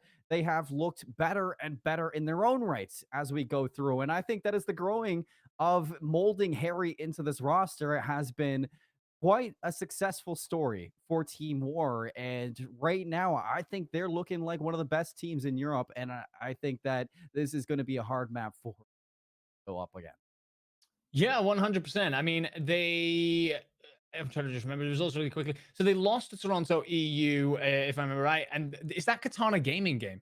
That's the It only one is. that kind of like throws in the question mark. Like you can forgive them losing to Toronto EU on the day. Like that is another very, very top end team, of course, a very, very good side.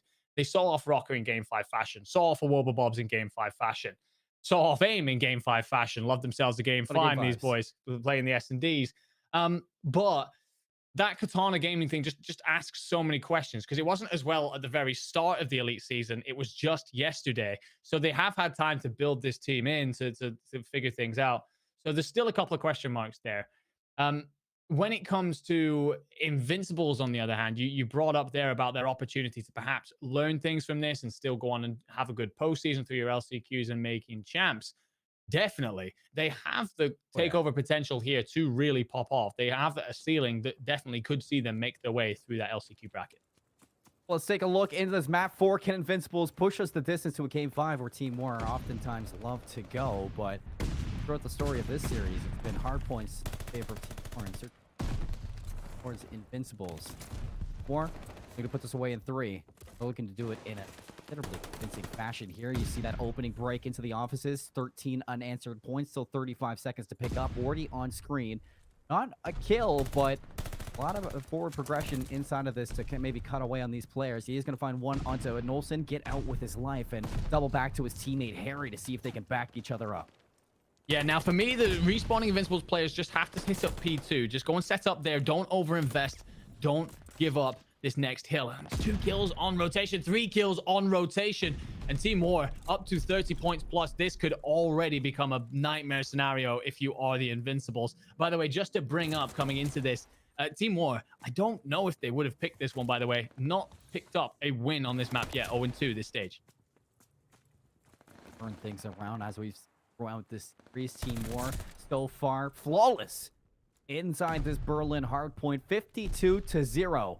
You look at Invincibles spawning up into the back of the train yard. All 4 players are going to be here for the hit, but you have to take care of Harry on the crossfire. Harry locks down one of the Niles. Over to Rafi. A little bit of damage for the rest of them to take care of business, but will they find the kills on the inside so far? Yes, last one alive will be Rafi. Walks away with 1, but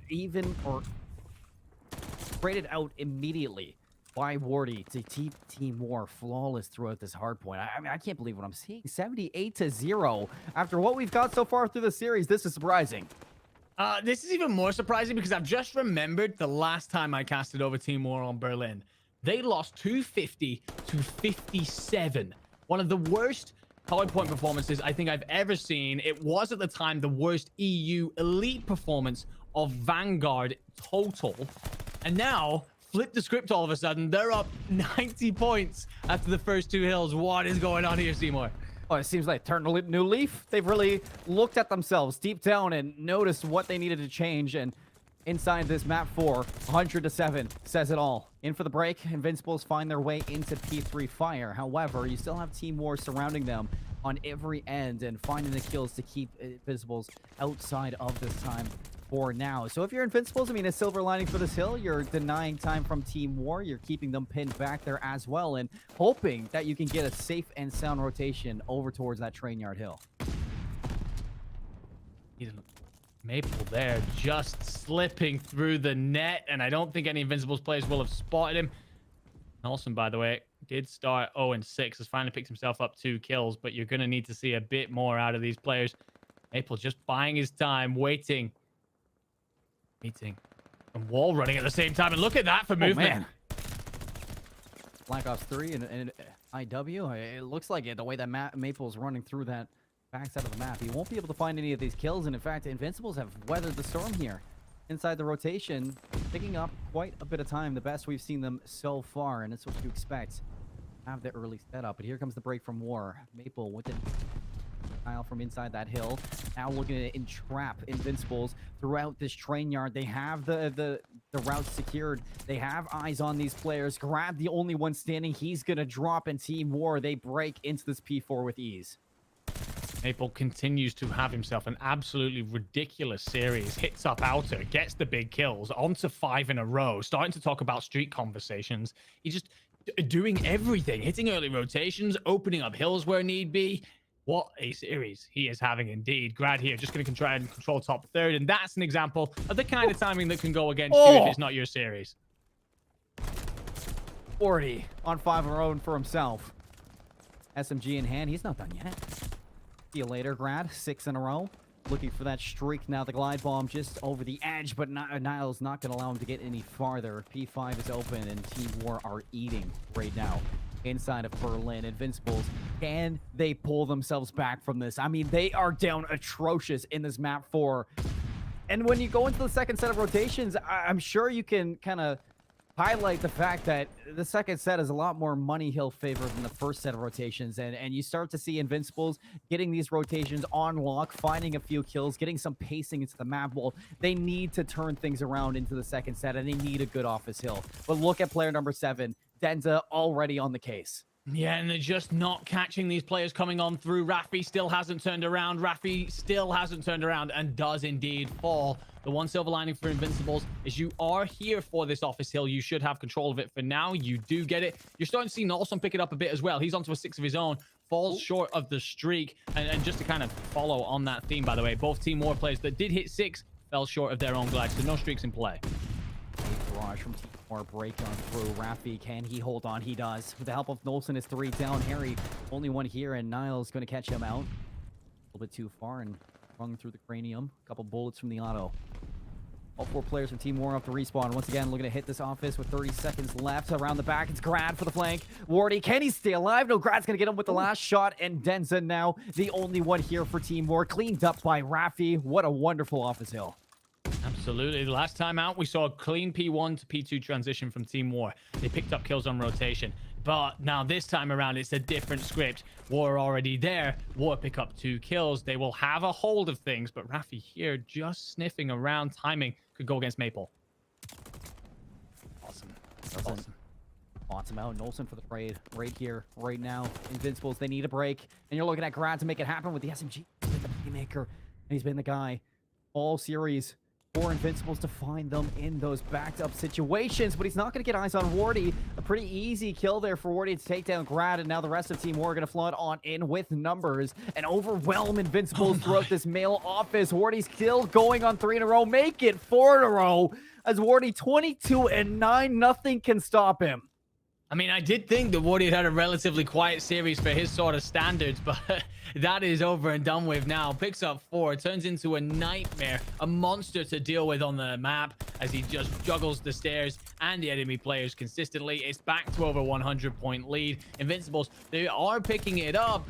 It just feels too little too late as Team War head over that 200-point marker. If you are Invincibles, you are rotated in, but you gotta lock it down. Some prayers at this point to take that 4. Pretty fast. Looked like it. Harry intensifying too. Grad finally going to cut him down. You still have the spawns here of the Invincibles, but Team War, they break on through the front. Rafi lines up too, leaving Maple the last alive around the outside. And as they take him down, that's all 4 wiped off the board from Team War. Spawning up towards that train yard as well, so they have quite a distance to get back into this hill. It's going to allow a lot of breathing room for Invincibles to flood these lanes. Enigma at this point, if you're Team War with the lead that you have, I mean, it's just winner's advantage, just pushing into this to deny time into the Invincibles again and again. Yeah, you're right. And winner's advantage indeed. And the thing is as well, like, you've got to start to hit a rotation. Someone's got to rotate away from this. You're going to finally start to get that kind of movement from Rafi, but it feels late. It feels like an opportunity then for War to set up. Rafi will get through and round the back to near warehouses, but teammates all still at old. themselves 23 and 18 last time. This is where Invincibles turned things around inside this P4 hill. It was Maple looking to flank this one, flank it out, who got shot down. This time it looks like Raffi wants to mirror that effect. But everybody's set up here for Invincibles. They need to find a break. Now, Niall stunned up. Can't get the gun up in time, but it lines up too. Denza shuts down Nolson, and Harry finds Niall for the trade. So Team War still hold on 20 seconds away from putting away the map. Yeah, and it was just that situation where Raffi does rotate early, but because his teammates haven't arrived yet, he has to wait for so long. War already set up. War repel everything. Nolson, last one to challenge. This is it. Denza finds Nolson. Nobody in a position to touch this hill. Harry goes on a little sick spree to end it out, and Team War stomp Invincibles on Berlin hardpoint. They turn a new leaf in their hardpoints in day 4, and this team looks like something new going into that playoff stage. If you're looking at a team to dominate EU, this War roster is looking to solidify it. Without a shadow of a doubt, they really took it to him. I mean, Team War win the rotation battle over and over and over again. I was consistently talking about, okay, War in, can Invincibles break? War it again, can Invincibles? You're just asking a lot of yourself there, and a lot of it goes down to the gunfights. I think that War just feels very comfortable against this team, but it is disappointing. Oh, boo! We had someone leave before the stats could be collected, but Oh, you will see there's a considerable slaying difference. You've got multiple players here for Team War. Very positive. Maple, the least of so, going 20 and 18, and we spoke multiple times about the kind of things that he was doing on the map. So yeah, I mean, if for this Invincibles roster, it feels like a familiar story of just not having enough to really push the very top tier of European Call of Duty here in our Challengers Elite. But for Team War, this is a really good bit of momentum builder. Reminder of the qualities that they possess. That Katana Gaming series was just a fluke, nothing to be too concerned about. Now, I believe, Simon, we wait on other games to find out how everything's going to finish up. And I think a lot of worries for the Team War roster wiped away with the hardpoint wins and round 11 of the Search and Destroy, showing that Yeah. consistency in that game too is still there. Yeah, a little bit of a hiccup, but I think they were playing Invincibles on their best map. So you move into that Berlin Control, and Team War again, they look dominant. A couple mistakes throughout the last couple of rounds sends us to a fifth one, but as soon as you see that composure for Team War meet the map once more, I mean, they look like a dangerous squad that just it keeps on getting better. Going into today, a big question was, will the hard points of War get better? Well, they have. The Search and Destroys always have been great. And although they go around 11 against the Invincibles, it's still okay because that is probably one of the lesser maps that you want to go to. Desert Siege, not really a worry for this Team War roster. And heading into the playoffs, I think War right now, I can't speak highly enough. Yeah, and there will be people very fairly turning around and saying, well, they beat Invincibles. It was a team already out. And they start to step that up against teams that are higher up the pecking order? Well, I mean, you do have this situation where you are trying to merge this new player into the squad. Games like this are a good marker, a good setting stone to allow you to build from. So, yeah, 100%. This team looking very good. They've still got a whole elite stage playoffs to obviously play, but when we're thinking champs, definitely one to keep an eye on to see if they can make the run. Well, it looks like we've had that mess that Brody and Proper left us with. A little bit cleans up. Team War definitely going to be moving on forward with a win 3-1 over Invincibles. Toronto Ultra EU. I don't want to count them out, but I think they're going to be missing out on this playoff run with that win. We still have a Wobo Bobs going up against Rocker off stream on the mainstream with Sean and Ellen taking you through that. And think if Rocker take that win there, it will cement them. But they are going up against a Wobblebobs, and a loss to a Wobblebobs is not really something to look at, be worried about. It is a very strong team right now in season 4 who are surprising a lot of players. But if you're Rocker Academy, you play them to the distance, you take it a long time, and you should solidify yourself the playoff spot for Elite season 4. That being that Toronto EU or Toronto EU, they did 3-0, but Katana, they lost their game to AIM, game 5 setting Enigma. So a lot of things are coming to a close here inside the European season 4, and it should be solidifying a lot of these teams to playoffs. Yeah, 100%. I mean, it's heartbreaking for Katana to end up beating War and just falling short against AIM in the end. A very good run out of them. Definitely something to keep an eye on as we head towards LCQs. But yeah, I think, I mean, there's no guarantee yet, but it does look a lot like we have our top four settled. I think that the thing for me, though, in that Awoba Bob's Rocker game that is currently ongoing on the main Call of Duty Challengers channel is I do want to see Rocker take that one in the sense of we've spoken about the potential rise of them, the potential return of this team back to the top. In this sort of game, it's where they need to put the marker down there and solidify that instead of it falling short in that series. As much as Wobble Bobs are indeed a very good side, they look phenomenal. This is one of those moments where Rocker, if they see out that series, they're back to the top. If they don't, question marks still as the rest of the season has gone on ever since they fell away from that early pace they set this year. Marks everywhere. But folks, that's going to be an end to the clutch stream for the EU coverage. Things are winding down in the regular season of season 4. The playoffs right around the corner. So for Europe, you're going to be here same time, same place next week. But coming up after a elongated break, you got McCornmeal and Cash to take you through the North American coverage for Elite Stage 4 and their own side of things. We're going to head to a break. We're going to shut things down. We will be back later. Can't wait to see you there.